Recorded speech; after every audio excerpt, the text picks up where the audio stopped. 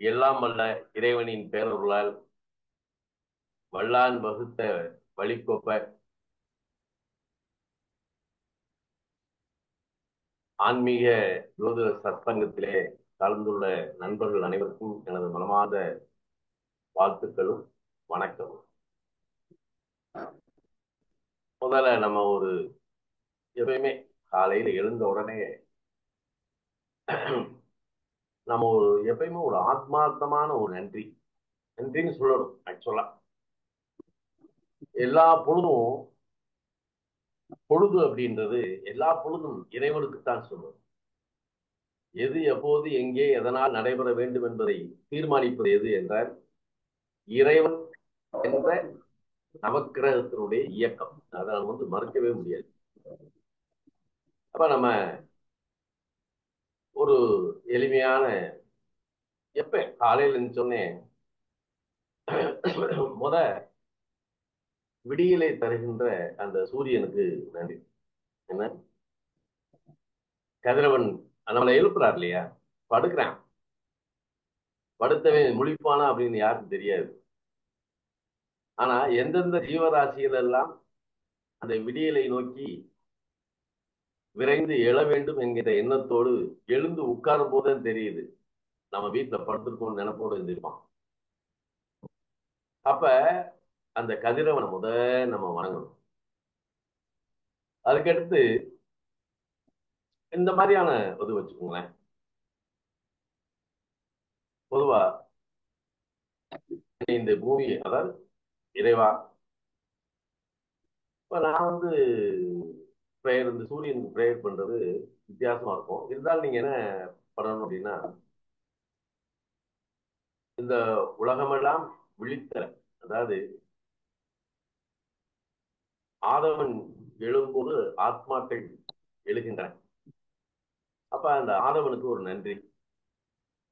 அதுக்கடுத்து அந்த பூமியில் என்னை பிறக்க வைத்து இவ்வளவு சீரும் சிறப்போடு வாழ்வதற்கு காரணமான பூமாதேவிக்கு நன்றி.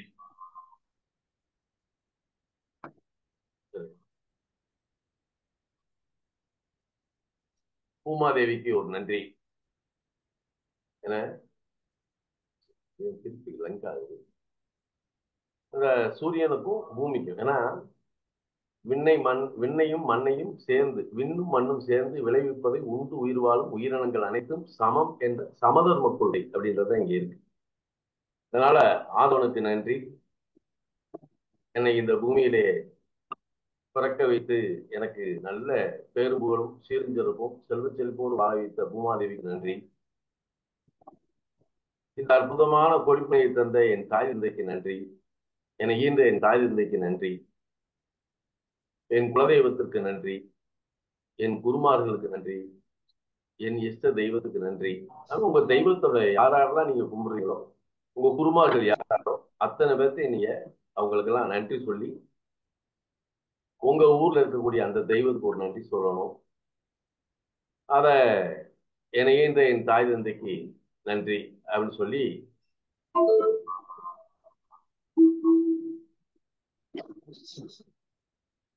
என்ன நன்றி சொல்லணும். இந்த இந்த நன்றியை சொல்லும் போது நமக்குள்ள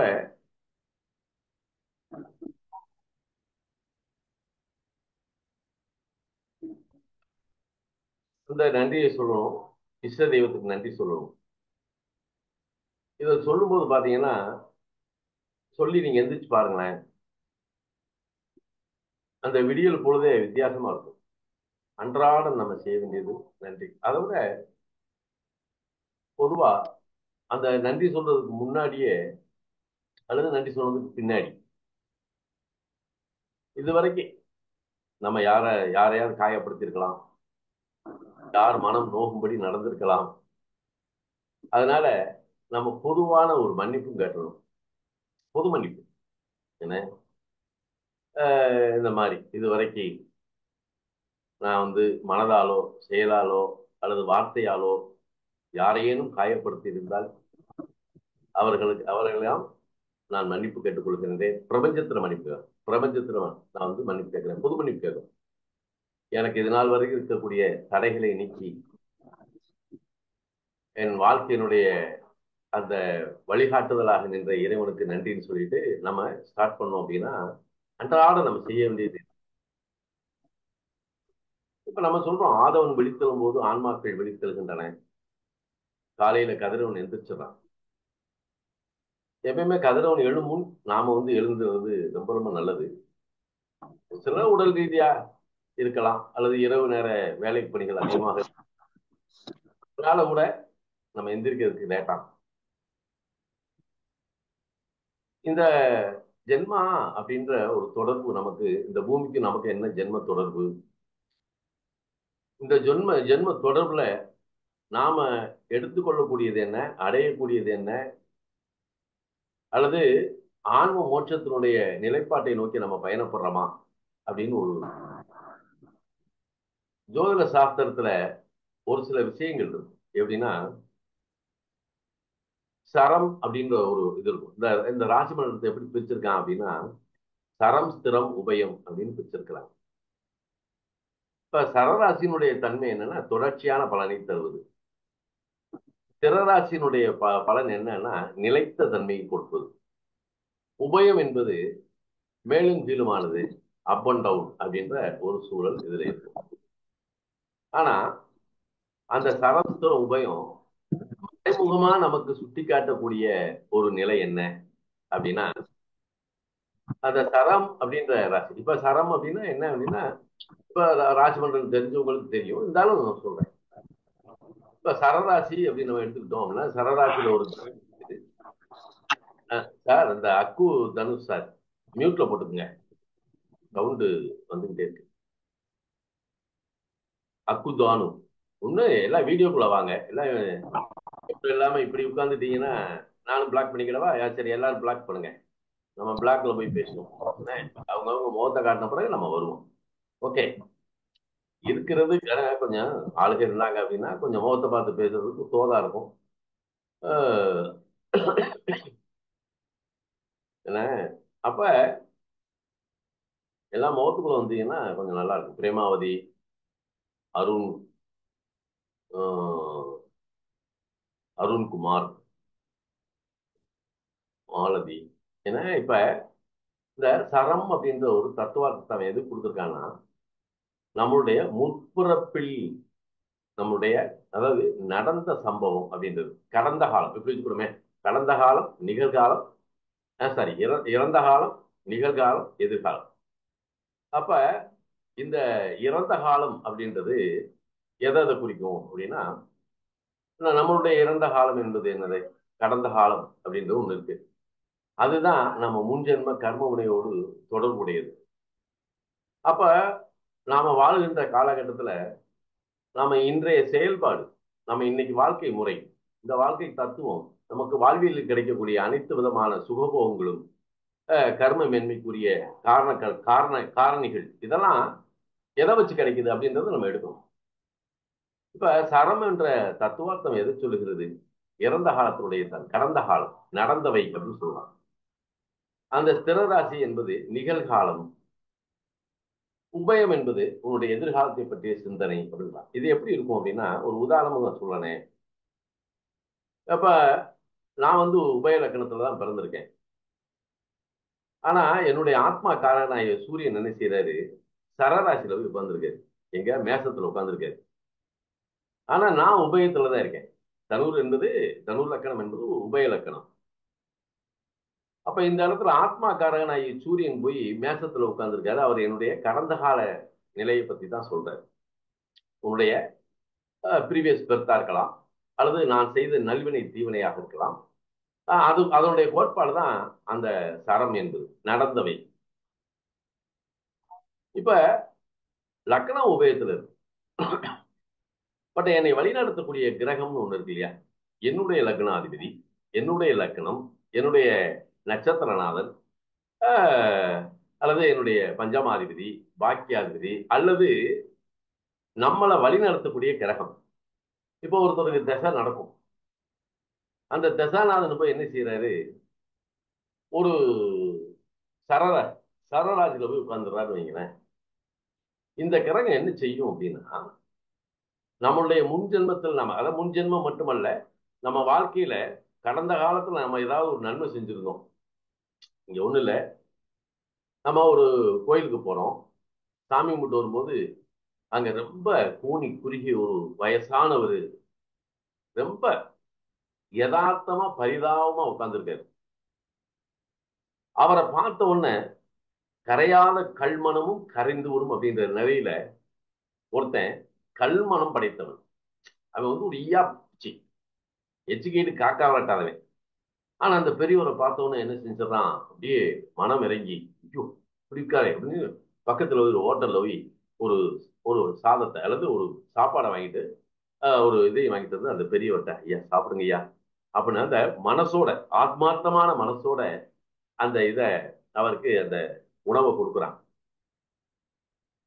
இத பாத்தீங்கன்னா அந்த சமயத்துல நீங்க இயற்கையா பார்த்துடலாம் சார். எப்படின்னா, ஆத்மார்த்தமா நீங்க செய்யக்கூடிய ஒரு செயல் எதிர்வினையை காட்டிடும். அப்ப அந்த பெரியவர் என்ன செய்யறாருன்னா, சந்தோஷம் ஐயா அப்படின்னு வாங்குறாரு பாருங்க. அப்பயே தெரியும் இவன் ஆத்மார்த்தமா தான் கொடுக்குறான் அப்படின்னு. சில பேர் என்ன செய்வான், அன்னதானம்னு சொல்லியிருக்காங்கன்னு சொல்லிட்டு ஒரு 10 சாப்பாடை கட்டிக்கிட்டு காலையில அங்கங்க நிக்கிறவங்களுக்கு ஒவ்வொரு கொடுத்துக்கிட்டு இருப்பாங்க. அப்ப கொடுக்கும்போது என்னன்னா, இவன் என்ன செய்வான், ஆத்மார்த்தமா செய்யல, ஏதோ செய்யணும் அன்னதானம் பண்ணணும் அப்படின்னு சொல்லிட்டு போய் அப்படி இப்படின்னு சொல்லி சாப்பாடை கொடுக்கும்போது அங்க ரியாக்ஷன் தெரிஞ்சு போகும். என்ன ரியாக்ஷன் தெரியும்னா, அங்க அந்த வாங்கக்கூடியவங்க இருக்காங்கல்ல, எப்பா போதுப்பா அப்படின்ட்டுவான். நம்ம மனசே அங்க காட்டிடும். ஏன்னா மனசே காட்டிடும். அப்ப அதுதான் ரியாக்ஷன். இப்ப இந்த இடத்துல அந்த பெரிய ஒரு சந்தோஷம்ப்பா அப்படின்னு சொல்லி அந்த உணவை வாங்கி அவர் ஓரமா உட்கார்ந்து அந்த சாப்பிடும் போது அந்த சாப்பாடும் ருசிக்கும், சாப்பிட்ட பசியும் அடங்கும். அது அவருக்கு ஒரு பெரியவருக்கு ஒரு திருப்தி. அந்த சாப்பிட்ட உடனே, மாறாசே நல்ல நேரத்துல எனக்கு ஒரு சாப்பாடை வாங்கி கொடுத்தான், பசியோட இருந்தேன், இறைவா நன்றி இறைவா அப்படின்னு அவன் சொல்லும் போது, இவன் ஏதோ ஒரு 10, 15 வயசுல ஒரு 20, 21 வயசுல செஞ்ச ஒரு இது, இந்த புண்ணியமானது இது என்னன்னா சரத்தில் இருக்கக்கூடிய கிரகம் இந்த செயலை செய்ய வைக்குது. அப்ப அந்த சரத்தில் இருக்கக்கூடிய வழி நடத்துதுன்னு வைங்களேன். அப்ப அந்த நேரத்துல இவன் ஒரு இடத்துல பஸ் கிடைக்காம பஸ்ஸை விட்டுட்டு ஒரு நேரம் தவிச்சு போய் நிற்கும் போது, யார்கிட்ட போக முடியும், ஒரு ஹோட்டல் கிடையாது, ஒண்ணு கிடையாது அப்படின்ற நிலையில ஒரு 50, 55 வயசுல ஒரு இடத்துக்கு போயிட்டு வரும்போது ஒரு தடுமாற்றம் ஏற்படும் போது, அங்க ஒருத்தர் வந்து, ஐயா என்ன பஸ் போயிடுச்சா, ஏன் நிக்கிறீங்க வாங்க அவன் சொல்லி கூப்பிட்டு கொண்டு போய் உட்கார வச்சு அவனுக்கு ஒரு பசியார சாப்பாடை கொடுத்து, ஐயா இங்கே தங்கிக்கங்க, சாப்பிட்டு உங்களுக்கு என்ன வேணாலும் கேளுங்க அப்படின்னு ஒரு இதை இறைவன் கொடுக்குறான் பாருங்க. அதுதான் இவன் செய்த உண்மையான தர்மத்தினுடைய வெளிப்பாடு. நீங்க சாதாரண ஒருத்தர் நடந்து போய்கிட்டு இருக்கிறாரு. நடந்து போகும்போது அங்க ஒரு கல்லுல, அதாவது ஒரு ஸ்வீட் பிரேக்கோ அல்லது கல்லோ ஒரு பள்ளமோ ஒரு தடுக்க போறாரு அப்படின்னு தெரியுது. இவன் மனசுக்கு தெரியுது. இவனை அறியாம ஐயா பார்த்து அப்படின்னு சொல்றான் பாருங்க. இவனை அறியாம ஐயா பார்த்து அப்படின்னு சொல்றான் பாருங்க. அதுதான் இயற்கையான கருணை உள்ளம். இயற்கையான கருணை உள்ளம். அப்ப இங்க இயற்கை என்ற உணர்வு இதுக்குள்ள இருக்கு. அப்ப கடந்த காலத்தினுடைய செயல்கள் எல்லாம், நாம் செய்த நல்லதை எல்லாம் தொகுத்து இந்த சரத்தில் இருக்கக்கூடிய கிரகம் என்ன செய்து நமக்கு கொடுக்கும். இந்த கிரகம் நமக்கு யோகாதிபதியா இருக்கலாம், தனஸ்தானாதிபதியாக இருக்கலாம், அட்டமாதிபதியாக கூட இருக்கலாம். அதை பத்தி இல்லை. அப்ப நாம செய்த நல்வினை அப்படின்றத மட்டும் அப்படியே கோட்பாடா அப்படி கொண்டு வந்து கொடுக்கும். இப்ப இந்த நல்வினை தீவினைய நவக்கிரகங்களை யார் கொடுக்குறா, யார் எடுத்து வச்சிருக்கா அப்படின்னா, பஞ்சாதி கிரகங்கள் என்பது 5 கிரகம் தான். சூரியனும் சந்திரனும், சந்திரன் நமக்கு ஒரு துணை கிரகம். அது நம்ம கிரகம்னே எடுக்கல. சூரியன் ஒரு எரி நட்சத்திரம். இவங்க 2 பேர்த்தையும் கிரகமா அவங்க கொண்டே வரல.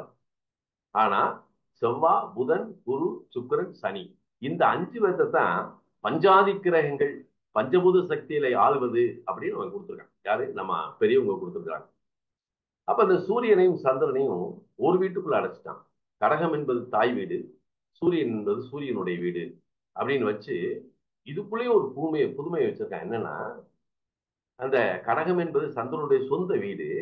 அது தாய்க்குரியது, தாயார் அப்படின்னு வச்சிருக்கான். தாய்க்குரியது, தாயை நீமன். நம்ம எல்லாருமே ஒரு தாயுடைய கருவறையிலிருந்து வெளிவந்தவர்கள் தான். ஆனா அதுக்கு அடுத்து சூரியனை கொண்டு போகும்போது இங்க எப்படி டிக்டேட் பண்ணியிருக்காங்க தெரியுமா? தகப்பனார் இந்த ஸ்தானத்தை எங்க வச்சிருக்காங்க தெரியுமா? வித்தியாசமா இத இத நான் நினைச்சு பார்த்து உள்ள போகும்போது எனக்கு ஆச்சரியம், தாங்க முடியாத ஆச்சரியமெல்லாம் இருந்தது. எப்படின்னா, இந்த சிம்மம் இருக்கு இல்லையா, சிம்மம் சூரியனுடைய வீடு.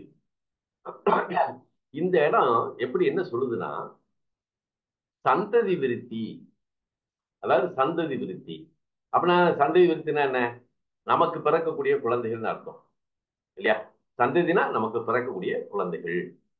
அப்ப இந்த சந்ததி விருத்தி அப்படிங்கும் போது நம்மளுடைய பூர்வ புண்ணியம் அல்லது முன்னோர்கள் அப்படின்னு வரும்போது, நம்ம முன்னோர்கள் கூட அங்கதான் இருக்காங்க. நம்ம தாத்தன், பாட்டேன், பூட்டேன் எல்லாமே அங்கதான் இருக்காங்க. அப்ப இந்த இடத்துல நம்ம அப்பா அங்க இல்லை.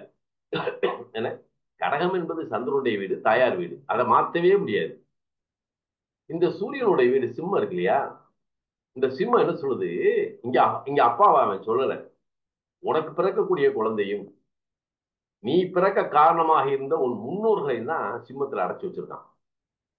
அப்ப இது ரெண்டுக்கு மத்தியில இந்த சூரியன் சிம்மம் என்ன செய்யுதுன்னா, சாரி, தண்ணி பிடிச்சு வச்சேன், ஒரு 2 நிமிஷம் சரியா? ஒரு 2 நிமிஷம் ப்ளீஸ்.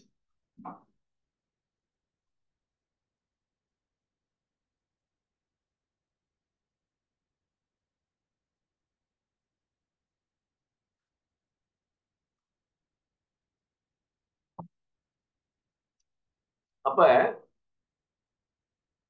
உனக்கு பிறக்கக்கூடிய சந்ததி எப்படிப்பட்டது அப்படின்றத அந்த இடத்துல வச்சிருக்கான். உன் முன்னோர்கள் எப்படிப்பட்டவர்கள் அப்படின்றத அந்த இடத்துல வச்சிருக்கான். வச்சவன் உங்க அப்பா யாருன்னு அந்த இடத்துல வைக்கல, நீ யாரு அப்படின்றத அந்த இடத்துல வைக்கல. அப்ப இந்த சூரியனை எங்க கொண்டு போய் அவன் உதாரணம் கொடுக்குறான்? அந்த சிம்மத்திற்கு 9ஆம் இடமாகிய மேசத்துல கொண்டு போய் உச்சப்படுத்துறான். யார? சூரியனை.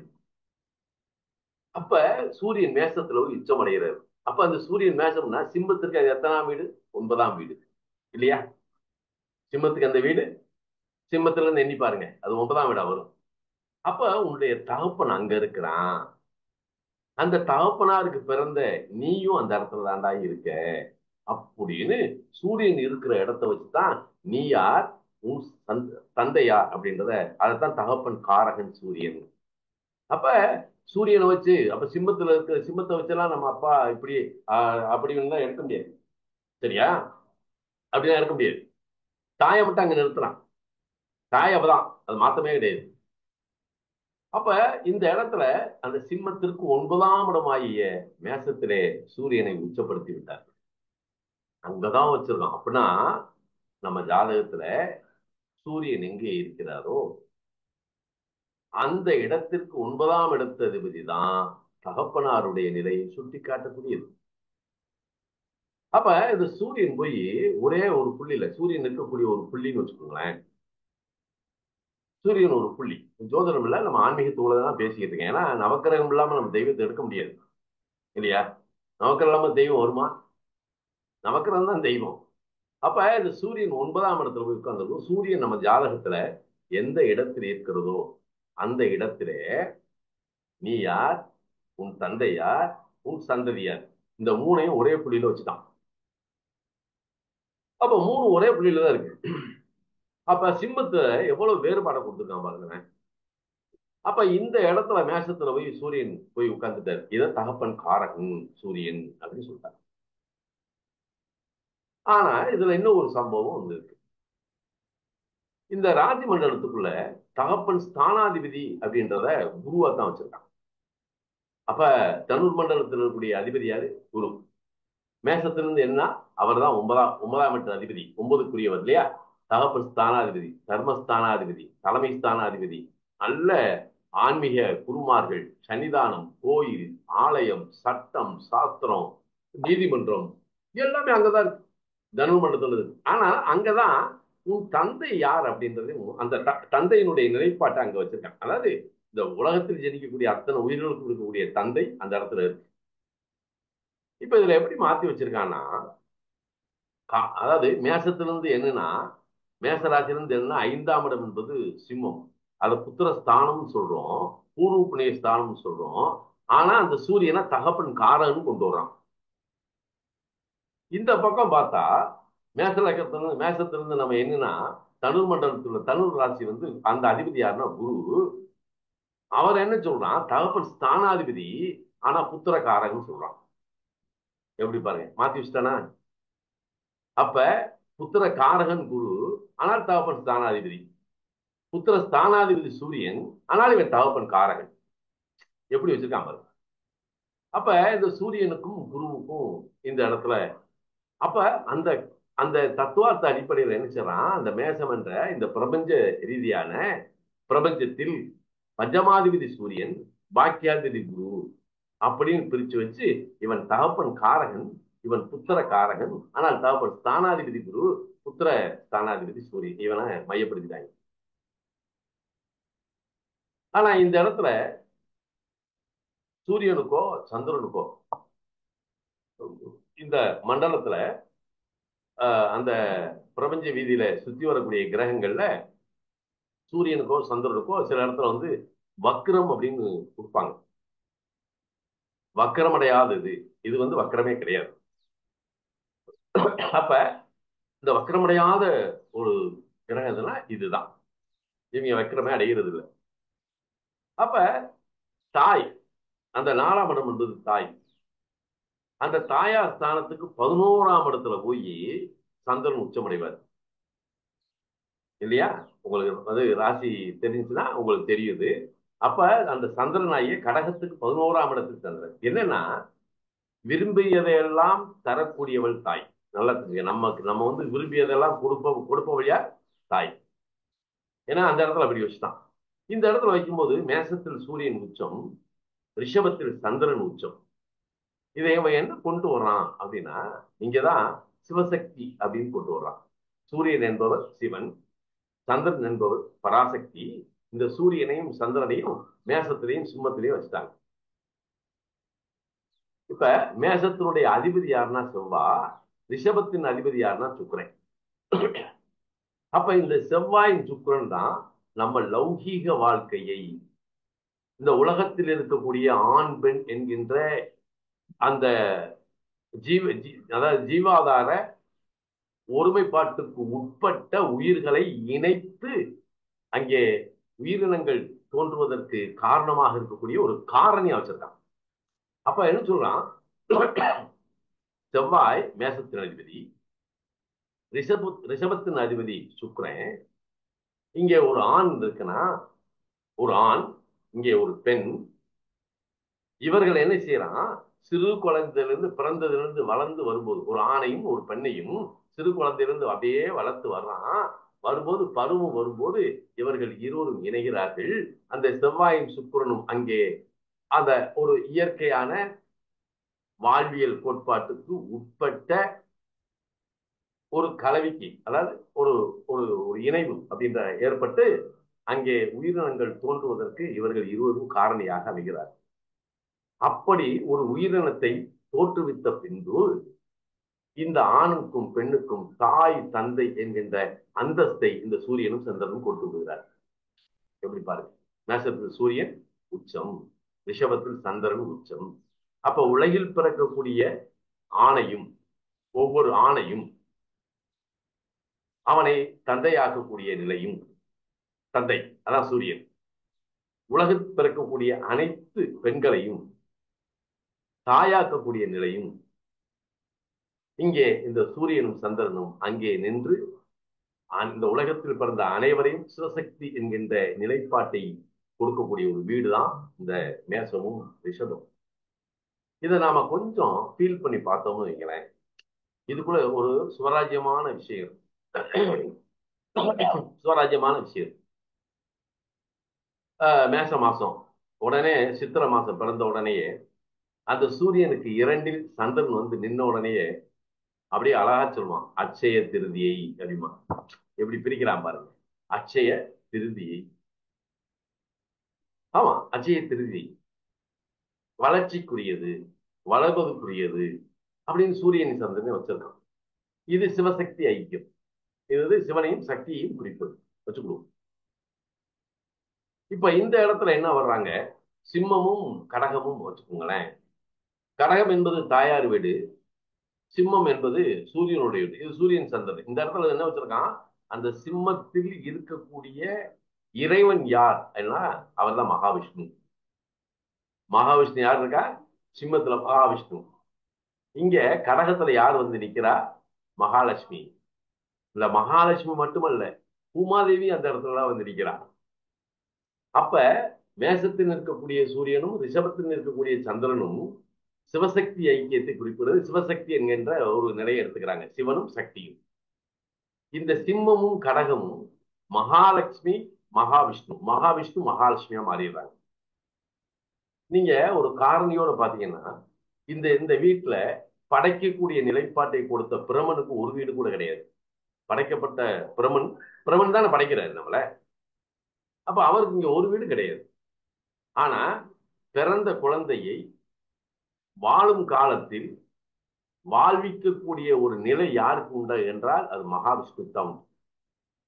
நீங்க பிறந்த உடனேயே நம்ம இருக்கிற காலம் வரைக்கும் நம்ம வாழ்றோம் பாத்தீங்களா, இந்த வாழ்வியல் கோட்பாடு, உழைப்பு, உயர்வு, உறவுகள், இந்த உறவினுடைய பேதம், உறவினுடைய நிலைப்பாடு, மாமன் மச்சான் அண்ணன் தம்பி தங்கச்சி அத்தை அம்மா மாமியாரு எல்லாம் சொல்றோமே. இந்த உறவுகளுக்கெல்லாம் காரணம் யாரு அப்படின்னா மகாவிஷ்ணுடைய செயல்பாடு தான். அதே மாதிரி இந்த உலகத்தில் நீ அடையக்கூடிய அனைத்து நிலைகளும் யாருக்கு சொந்தம், மகாவிஷ்ணுக்கு சொந்தம். மகாவிஷ்ணு. நீங்க பாத்தீங்கன்னா, அதாவது சுக்கிரனை வந்து பெருமாளுடைய அம்சம், அதாவது புதன் சுக்கிரன் வந்து பெருமாளுடைய அம்சம் தான். இது ரெண்டுமே அவங்க அப்படிதான் வச்சிருக்கிறாங்க. ஆனா சுக்கிரனுக்கு வந்து இப்ப ஸ்ரீரங்கம் அப்படின்னா அது சுக்கிர ஸ்தலமாவே வச்சிருக்கான். ஸ்ரீரங்கம். அதே மாதிரி நின்ற நிலை, அமர்ந்த நிலை, கிடந்த நிலைன்னு மூணு இருக்கு. நீங்க ஸ்ரீரங்கத்துல போனா பகவான் என்ன செய்வார், கிடந்த நிலையில தான் இருப்பார் இல்லையா. அதே மாதிரி கேரளால திருவாண்டத்துல போனீங்கன்னா அங்கேயும் அதே மாதிரி தான் இருப்பார். இப்ப இந்த மகாவிஷ்ணுடைய அந்த மூன்று இந்த இந்த நிலைகளை பாத்தீங்கன்னா அந்த மூன்று நிலையா பிரிக்கிறாங்க. நம்ம தேகத்தையே பாருங்க, கழுத்து பகுதி வரைக்கும் ஒரு மண்டலம், அதுக்கடுத்து இடைப்பட்ட வயிற்று கீழே இருக்கு இல்லையா, வயிற்று பகுதி வரைக்கும் ஒரு மண்டலம், அது கீழே இருக்கக்கூடிய ஒரு மண்டலம். இது வாத பித்த சிலேப்துமத்துக்கும் இது இப்படித்தான். இந்த நோய் நொடி எடுக்கிறதுக்கு உண்டான காரணையும் இப்படித்தான் இருக்கிறாங்க. அது மூன்று மண்டலமா பிரிச்சிருக்கிறாங்க. அதே மாதிரி தான் ஒரு ராசியை மூணா பிரிச்சா அது திரைக்காணம்னு கொண்டு வர்றாங்க. நம்ம தேகத்தை மூணு பாகமா பிரிக்கிறோம்.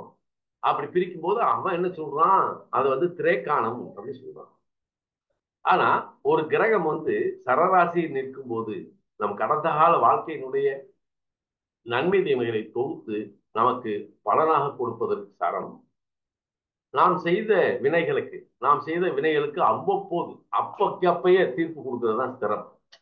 நீங்க காலையில ஒருத்தனுக்கு வந்து ஒரு டீ வாங்கி கொடுத்துருந்தீங்க அப்படின்னா சாயங்காலம் எங்கிட்டாவது ஒருத்தன் உங்களுக்கு ஏதாவது உதவி செஞ்சுட்டு போயிடுவான். இது நிகழ்காலம். அப்படியே சடன், அதுல மாற்றமே கிடையாது. ஆனால் உபயத்தில் இருக்கக்கூடிய கிரகம் என்ன செய்யும் அப்படின்னா, இந்த உபயத்தில் இருக்கக்கூடிய கிரகம் இன்று செய்கின்ற செயல்கள் எல்லாம் உன் எதிர்காலத்தில் ஏதேனும் ஒரு நன்மையை கொண்டு வந்து கொடுக்கும் அப்படின்னு இந்த ராசி மண்டலத்தை இவ்வளவு அழகா பிரிச்சு வச்சிருக்காங்க. இதுக்குள்ள நமக்கு ஒரு தேடுதல் இருக்கு. இந்த தேடுதல் வந்து எப்படி போகுது அப்படின்னா, இப்ப நம்ம இந்த பூமியில பிறக்கிறோம். இப்ப நான் வந்து நான் ஒரு கிராமத்துல பிறக்கிறேன் வைங்களேன். நான் ஒரு கிராமம் வத்திராயிருப்பு என்ற ஒரு கிராமத்துல பிறக்கிறேன். என் பிறப்பு வத்திராயிருப்பு என்ற பூமியில். ஏன் நான் வந்து அமெரிக்கால பிறந்திருக்கலாமே, ஒரு லாஸ் ஏஞ்சல்ஸ்ல பிறந்திருக்கலாமே, ஒரு கலிபோர்னியால பிறந்திருக்கலாமே, இல்ல ஒரு ஆஸ்திரேலியா பிறந்திருக்கலாம், இல்ல கனடால பிறந்திருக்கலாம், லண்டன்ல பிறந்திருக்கலாம். அங்கெல்லாம் பிறந்திருந்தா நான் எப்படி இருப்பேன்னு எனக்கே தெரிஞ்சிருக்காது. இப்படி எல்லாம் ஜோசியம் பேசியிருப்பேனா. ஆனால் வத்திராயிருப்பு என்ற ஒரு குக்கிராமத்துல ஒரு கிராமம், அது ஒரு கிராமத்துல நான் பிறந்திருக்கேன். என்னுடைய பிறப்பை இறைவன் எங்க எழுதுகிறான், நீ வத்திராயப்பள்ளதான் பிறக்கணும்டா அப்படின்னு பிறக்கிறேன். இப்ப நீங்க பிறந்த ஊர்ல நீங்க எந்தெந்த ஊர்ல பிறந்தீங்களோ அந்த ஊர்ல பிறக்க வச்சது யாரு அப்படின்னா அது இறைவன். யாரு அப்படின்னு தான் போகணும் நம்ம. ஏன் இந்த பூமியில் நாம பிறக்கணும்? அப்ப இந்த பிறப்புக்கு காரணம் யாரு? அப்ப பிறந்த நிலைப்பாட்டிலே நமக்கு கிடைக்கக்கூடிய அனைத்தும் நம் கர்ம வினையா அல்லது நம் தாய் தந்தை கர்ம வினையா? அப்ப தாய் தந்தை கர்ம வினை நம்மோடு ஒட்டாதா? நம்ம முன்னோடு செய்த கர்ம வினை நமக்கு சேராதா? இருக்கு.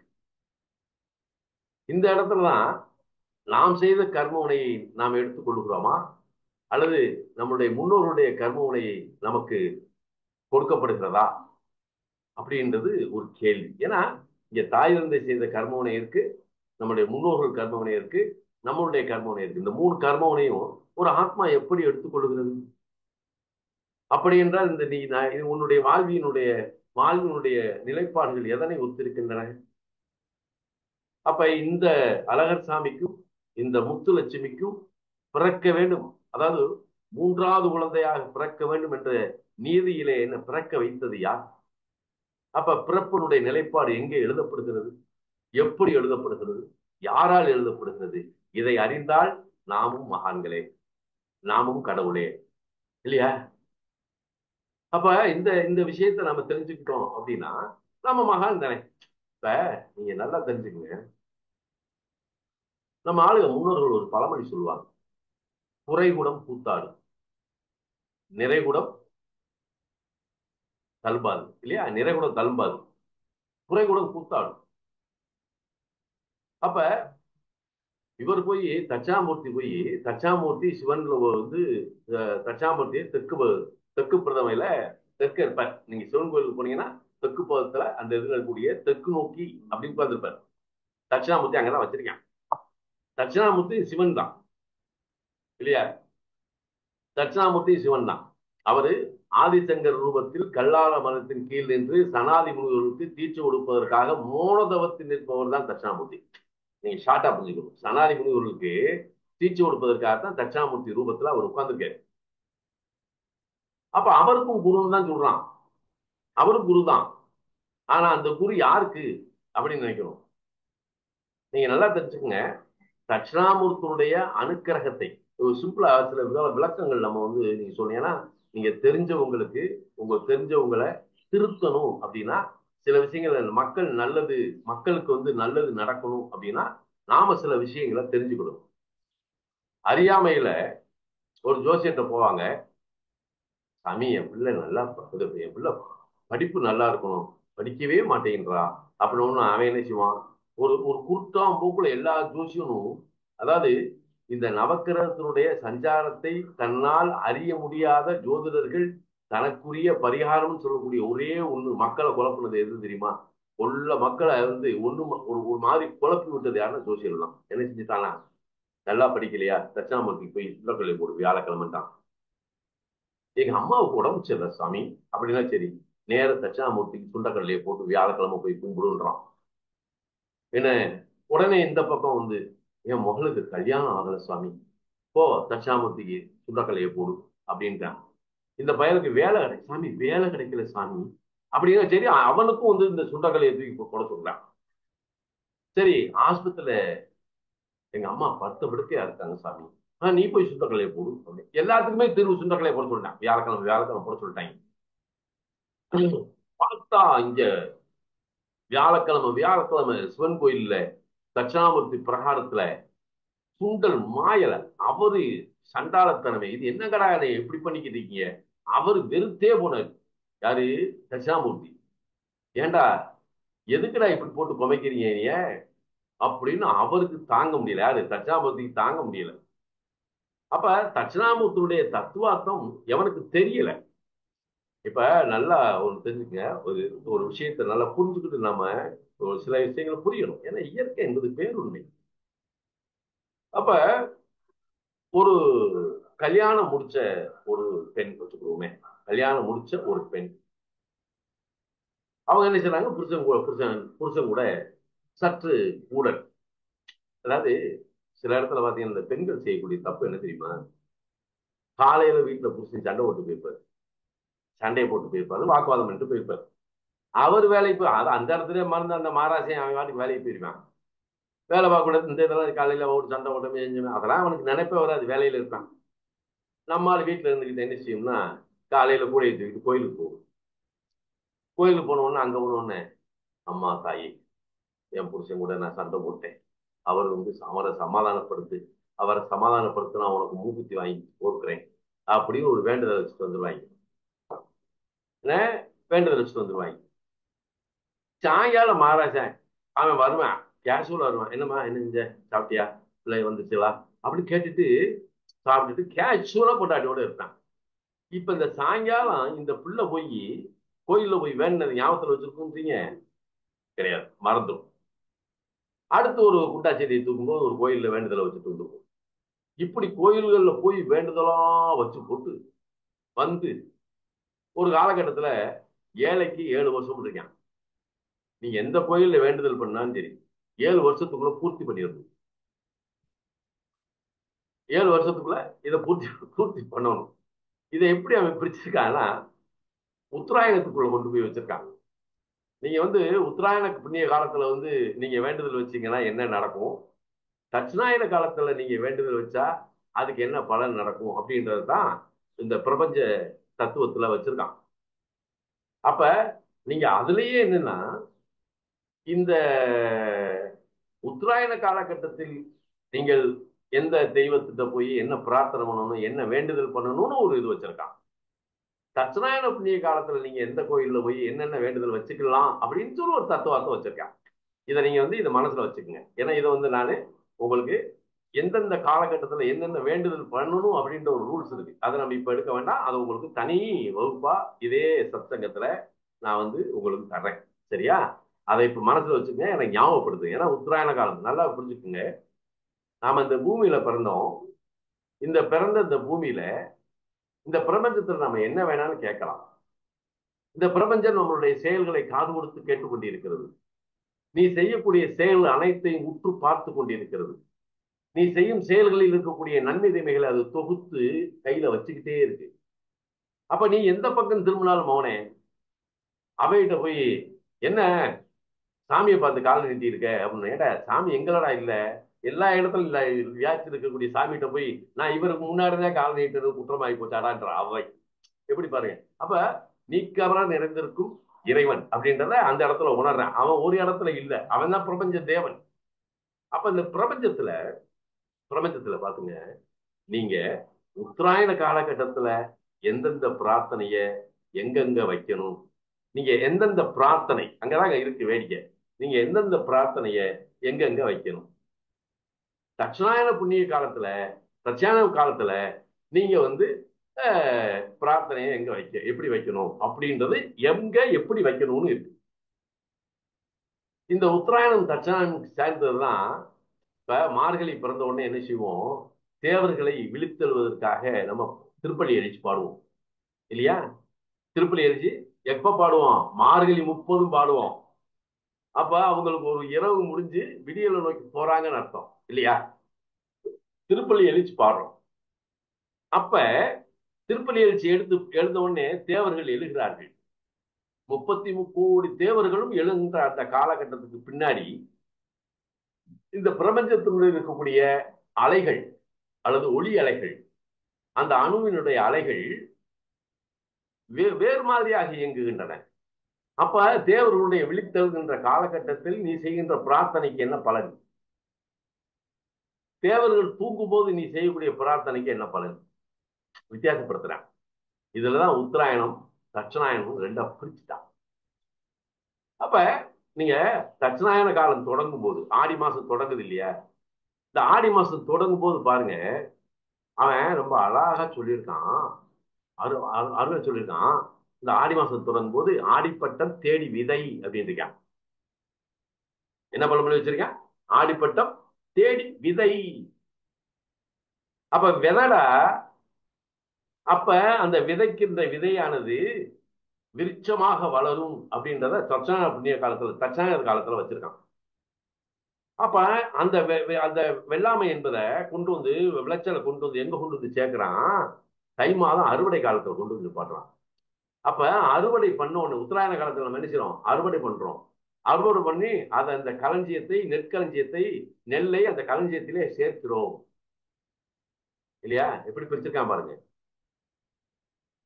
அப்ப இந்த காலங்களை நாம் உணர வேண்டும். இந்த காலங்கள் வித்தியாசமான. அப்ப ஒவ்வொரு காலகட்டத்திலையும் நம்மளுடைய பிரார்த்தனை எப்படிப்பட்டதாக இருக்க வேண்டும்?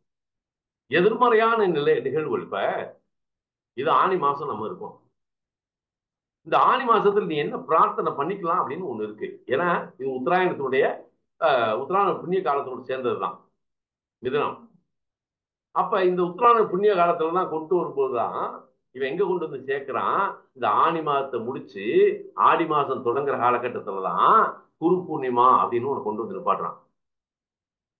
இந்த குரு பூர்ணிமா வந்துருச்சுன்னா ஆதீனங்களோ, மடாதிபதிகளோ, குருமார்களோ யாரும் வெளியூருக்கு போக மாட்டாங்க. இது வெளியூர்ல சஞ்சார கதியை போக மாட்டாங்க குரு பூர்ணிமா. இது ஒரு அற்புதமான பௌர்ணமி. இந்த பௌர்ணமி அப்ப இந்த குரு பூர்ணிமா முடிஞ்ச உடனேயே தான் மனிதனுடைய வாழ்வியலுக்கு தேவையானது நிலைகளை எல்லாம் நீ தேர்ந்தெடுத்துக் கொள்வதற்காக உரியதுதான் தட்சாயனம். உன் வாழ்க்கைக்கு தேவையானது அப்படின்னு சொல்றான். அப்ப நீ விதைக்கிற விதை எங்க வருது? அதுல அறுவடை பண்ணத்தான் போற. அதுல இருக்கக்கூடிய வெள்ளாமை நீ எடுக்கத்தான் போற. அதுக்கு தான் கொண்டு வர்றான். தை மாசம் அறுவடை முடிஞ்சதுக்கு பின்னாடி மாசில எவனாவது நடவு நடுறானா? பங்குனில போய் ஏதாவது நடவு நடுறானா? இல்ல. அப்ப இந்த இடத்துல எடுத்த நெல்மணிகளை களஞ்சியத்திலே சேர்த்து அதை அன்னமிட்டு தெய்வத்துக்கு நெய்வேத்தியம் பண்றது அப்படின்னு ஒண்ணு இருக்கு. பூராமே அது நமக்கு தருது. அப்ப இந்த ரெண்டு காலத்தையும் புரிந்து கொள்வதற்குண்டான அறிவு நமக்கு இருக்கிறதா அப்படின்றது ஒரு பெரிய சஞ்சாரம், சமாச்சாரம் இதுக்குள்ள. அப்ப இப்படிப்பட்ட காலகட்டத்துலதான் இந்த குருவுக்கு, அதாவது சொல்றான் குரு, அதாவது நவக்கிரகத்திலேயே முதன்மையானவர் யாரு அப்படின்னா சுபக்கிரகத்துல குருவைத்தான் சொல்றான். அப்ப ஒரு பெண் கணவனோடு சற்று உறவாடுகின்ற நிலையில் மாறுபட்ட ஒரு கான்ட்ரவர்சி, ஒரு கருத்து வேறுபாடு கணவன் மனைவிக்குள் வருகிறது. அல்லது கருத்து வேறுபாடுடன் கூடிய நிலையில இருக்கக்கூடிய இருவரும் சற்று வேறுபட்டு மாறுபட்டு வெவ்வேறு இடத்தில் இருக்கக்கூடிய ஒரு பெண் ஒரு ஜோசியன்ட்ட போற. போனோன்னு, சாமி என் பிள்ளையும் பொண்ணு மருமகனும் பிரிஞ்சிருக்காங்க சாமி. ஏன்னா அவன் எட்டனாவது ஜோசியம் சொல்றவன். அவனுக்கு தெரிஞ்சதெல்லாம் 7.5 சனி, 8.5 சனி, 10.5 சனி, 11.5 சனி தான். ஏன்னா 7.5 சனியை கரெக்டா அடிப்பாங்க எல்லா ஜோசியரும். பாருங்க, இந்த அத்தாசம் சனி, கண்டச்சனி, இது விரயச்சனி, ஜென்மச்சனி, பாதச்சனி அப்படின்னு சொல்லி இந்த சனி பகவானை வச்சே வண்டி ஓட்டுற குடும்பம் கூட்டம் நிறைய இருக்கு. ஏன்னா அவங்க அதுல இருந்து மாறுறதே கிடையாது, இன்னும் மாறுறது கிடையாது. அதுக்கடுத்து அதாவது கஷ்டகாலத்தை சுட்டி காட்டுவது, சாமி ரொம்ப கஷ்டப்படுறேன் சாமி அப்படின்னு போனா அவன் என்ன சொல்லுவான்? 7.5 சனி நடக்கல, அது ஜென்மச்சனி நடக்கு அப்படின்னு அவன் சொல்லும் போதே நமக்கு இங்க உயிர் போயிடும். ஏன்னா அவன் சொல்றதை பார்க்கும் போதே நமக்கு அதோடு சரி, இவன் நல்லா உழைக்கக்கூடியவன், பாடுபடக்கூடியவன், பாடுபட்டு நல்ல ஒரு அதாவது நல்ல உழைப்பாளி.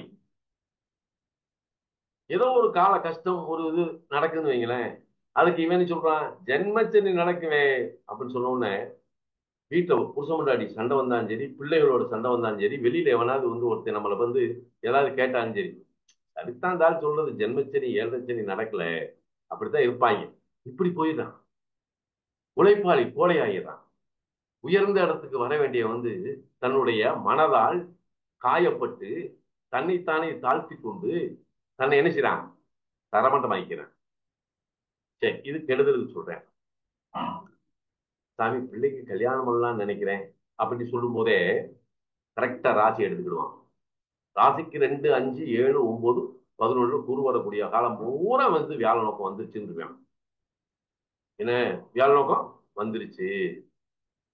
கரெக்டா 21 வயசுல அந்த பிள்ளைக்கு பாத்தீங்கன்னா 21 வயசுல ராசிக்கு 5ல குரு நிற்கும். ராசிக்கு 5ல குரு வந்தோடனே இவர் சொல்லுவாரு, வியாழ நோக்கம் வந்துருச்சு, கல்யாணத்தை பண்ணி கொடுங்க அப்படின்னு. இந்த வார்த்தை நல்ல வார்த்தை தான். நான் அதை வந்து பாசிட்டிவா எடுக்கத்தான் வேணும். அப்ப இவங்களுக்கு ஒரு பூரிப்பு. ஆஹா, நம்ம பிள்ளைக்கு கல்யாண நோக்கம் வந்துருச்சு, யாழ நோக்கம் வந்துருச்சு அப்படின்னு சொல்லிட்டு இவங்க மாப்பிள்ளை பார்க்க ஆரம்பிச்சுவாங்க. இந்த மாப்பிள்ளை பார்க்க பார்க்க பார்க்க என்ன ஆகும் அப்படின்னா, பல எது தெரிய போக முடியாது, ஒன்னும் நடக்காது சில நேரத்துல. ஏன்னா நடக்கக்கூடிய தசாபத்தி அது சாதகம் இல்லாம இருக்கும். அவனுக்கு ஒரு தசாபத்தி வழி நடத்தணும், தசாநாதன் வழி நடத்துவான்ல, அவன் சாதகம் வந்தா தானே கல்யாணம் நடக்கும். கல்யாணம்னு ஒண்ணு வந்துச்சுன்னா குடும்பம்ன்ற அமைப்பு 2ஆம் இடம் நல்லா இருக்கணும், கணவன் வந்து சேர வேண்டியது 7ஆம் இடம் நல்லா இருக்கணும், இவங்க 2 பேர்த்தையும் ஒற்றுமையா வாழ வைக்கிறதுக்கு 11ஆம் இடம் நல்லா இருக்கணும். அப்ப 2 குடையவன், 7 குடையவன், 11 குடையவன், இவன் எந்த இவனுடைய இந்த சென்சிட்டிவ் பாயிண்ட் ஒண்ணு இருக்கு. இவங்க இவங்க வந்து ஒண்ணு கூடக்கூடிய ஒரு வீடுன்னு ஒண்ணு இருக்கு. அந்த வீட்டை நாம தெரிஞ்செடுத்து அந்த வீட்டை குரு பார்க்கும் போதோ அல்லது சுக்கிரன் அங்கே வரும்போது, குரு அங்கே கடக்கும் போதோ அல்லது குருவே அந்த இடத்துல கடக்கும் போது அவனுக்கு கல்யாணம் நடக்கும். இதை நம்ம வயலுக்கு எவனுக்குமே தெரியாது, இன்னமா எவனுக்கு தெரியாது. இப்படிதான் சென்சிட்டிவ் பாயிண்ட் எடுக்கணும், இந்த இடத்துல வரும்போதாண்டா இப்படி கல்யாணம் நடக்கும், யாருக்குமே தெரியாது. மடப்பயலாவே இருக்காங்க, மக்களை வந்து மழுங்கடிக்கிறது. இப்ப ஜோதிட விழிப்புணர்வு நிறைய வந்துருச்சு. ஜோதிட விழிப்புணர்வுனா எங்கேயோ போயிட்டான். ஜோசியத்துலதான் மக்கள் மயக்கமடைகிறார்கள் என்று தெரிந்து கொண்டு தன்னுடைய குறுகிய புத்தியால் சில புத்தகங்களை வாசிப்பது போன்று தன் முகத்தை காட்டாமல் வாசித்துக் கொண்டு பல ஊடகங்கள் மூலமாக மக்களை குழப்பி பணம் சம்பாதிக்கக்கூடிய கும்பல் இந்த இதுக்குள்ள வந்துருச்சு. இது நினைக்கும் போதுதான் வேதனையா இருக்கு. முகத்தை காட்ட மாட்டான், அப்படியே இந்த சென்டென்ஸ் மட்டும் போட்டுட்டு புத்தகத்தை ஏதோ ஒரு புத்தகத்தை பார்த்து வாசிச்சுக்கிட்டு இருக்கான். இவனுக்கு அதை பத்தி தெரியவே தெரியாது. தொடர்புக்கு 9842122776 அப்படின்னு போட்டிருப்பான். நம்ம உடனே ஒரு பெரிய ஜோசியர் ஒன்று டயல் பண்ணுவோம், ஐயா இந்த மாதிரி அதெல்லாம் அப்படிதான் இருக்கும். அதுக்கு சொல்றான், ஒரு மாந்தி எடுத்து ஒரு ஜாதகம், ஒரு மீனலக்கண ஜாதகம், மாந்தி வந்து மகரத்தில் நிக்குது, மாந்தினாலதான் உனக்கு பெரிய பிரச்சனை அப்படின்னு சொல்லி மாந்திக்கு 85,000 ரூபாய் பரிகாரம் கேட்டிருக்கான். இது இந்த நாய் இந்த கூமுட்ட கழுதைகளுக்கு அடுத்த வேலை சாப்பாட்டுக்கு நாளைக்கு வேலைக்கு போனா தான் சாப்பாடு. இவன்ட்ட 85,000 ரூபாய் கேட்டிருக்கான். அதுல ஒருத்தர் இருக்கான், அதாவது இவன் தொழில் பண்ணி இவன் நஷ்டப்பட்டு இவன் வீணா போய் வெட்டியா போய் தெருவுல போய் நின்று அதை ஒருத்தன் எடுத்து ஒரு வழிகாட்டி கொண்டு வந்தோடனே இவன் அப்படியே அதை வந்து அந்த 12 ராசி 9 கிரகம் 27 நட்சத்திரத்தை தெரிஞ்சுக்கிட்டு இவன் வந்து அப்படியே அவன் அந்த காலகட்டத்தில் கஷ்டப்படும் போது ட்ரிம் பண்றதுக்கு காசு இல்லாம தெரிஞ்சுட்டான் போலுங்க. அந்த வேஷம் பிடிச்சி போச்சுன்னா அவன் ஒரு வேலை வச்சுக்கிட்டு வர்றவங்களுக்கு பூரா வந்து உனக்கு முடக்கு, திதிக்கு இந்த கோயிலுக்கு போ, கரணத்துக்கு இந்த கோயிலுக்கு போ, நட்சத்திரத்துக்கு போ, 12 ராசிக்கு இந்த கோயிலுக்கு போன்னு சொல்லி இவன் வந்து 24 கோயில் எழுதி கொடுக்குறான். இந்த 24 கோயிலை சுத்தி வர்றதுக்குள்ள இவன் வேலை பார்த்த இடத்துல இவன் வேலையை விட்டு தூக்கிடுறாங்க. அதை விட இந்த 27 கோயிலை சுத்தி வர்றதுக்குள்ள காசு இல்லாம, ஏன்னா போகணுமே, காசு இல்லாம சில பேர் சொத்து சொத்தை வித்து அதை செய்யறாங்க. கடைசியில இருக்கிறதெல்லாம் விட்டு போட்டு அடுத்து என்ன பண்றது அப்படின்னு அவர்கிட்டே போய் கேட்கும்போது கிணத்துல விடு சாவுலே.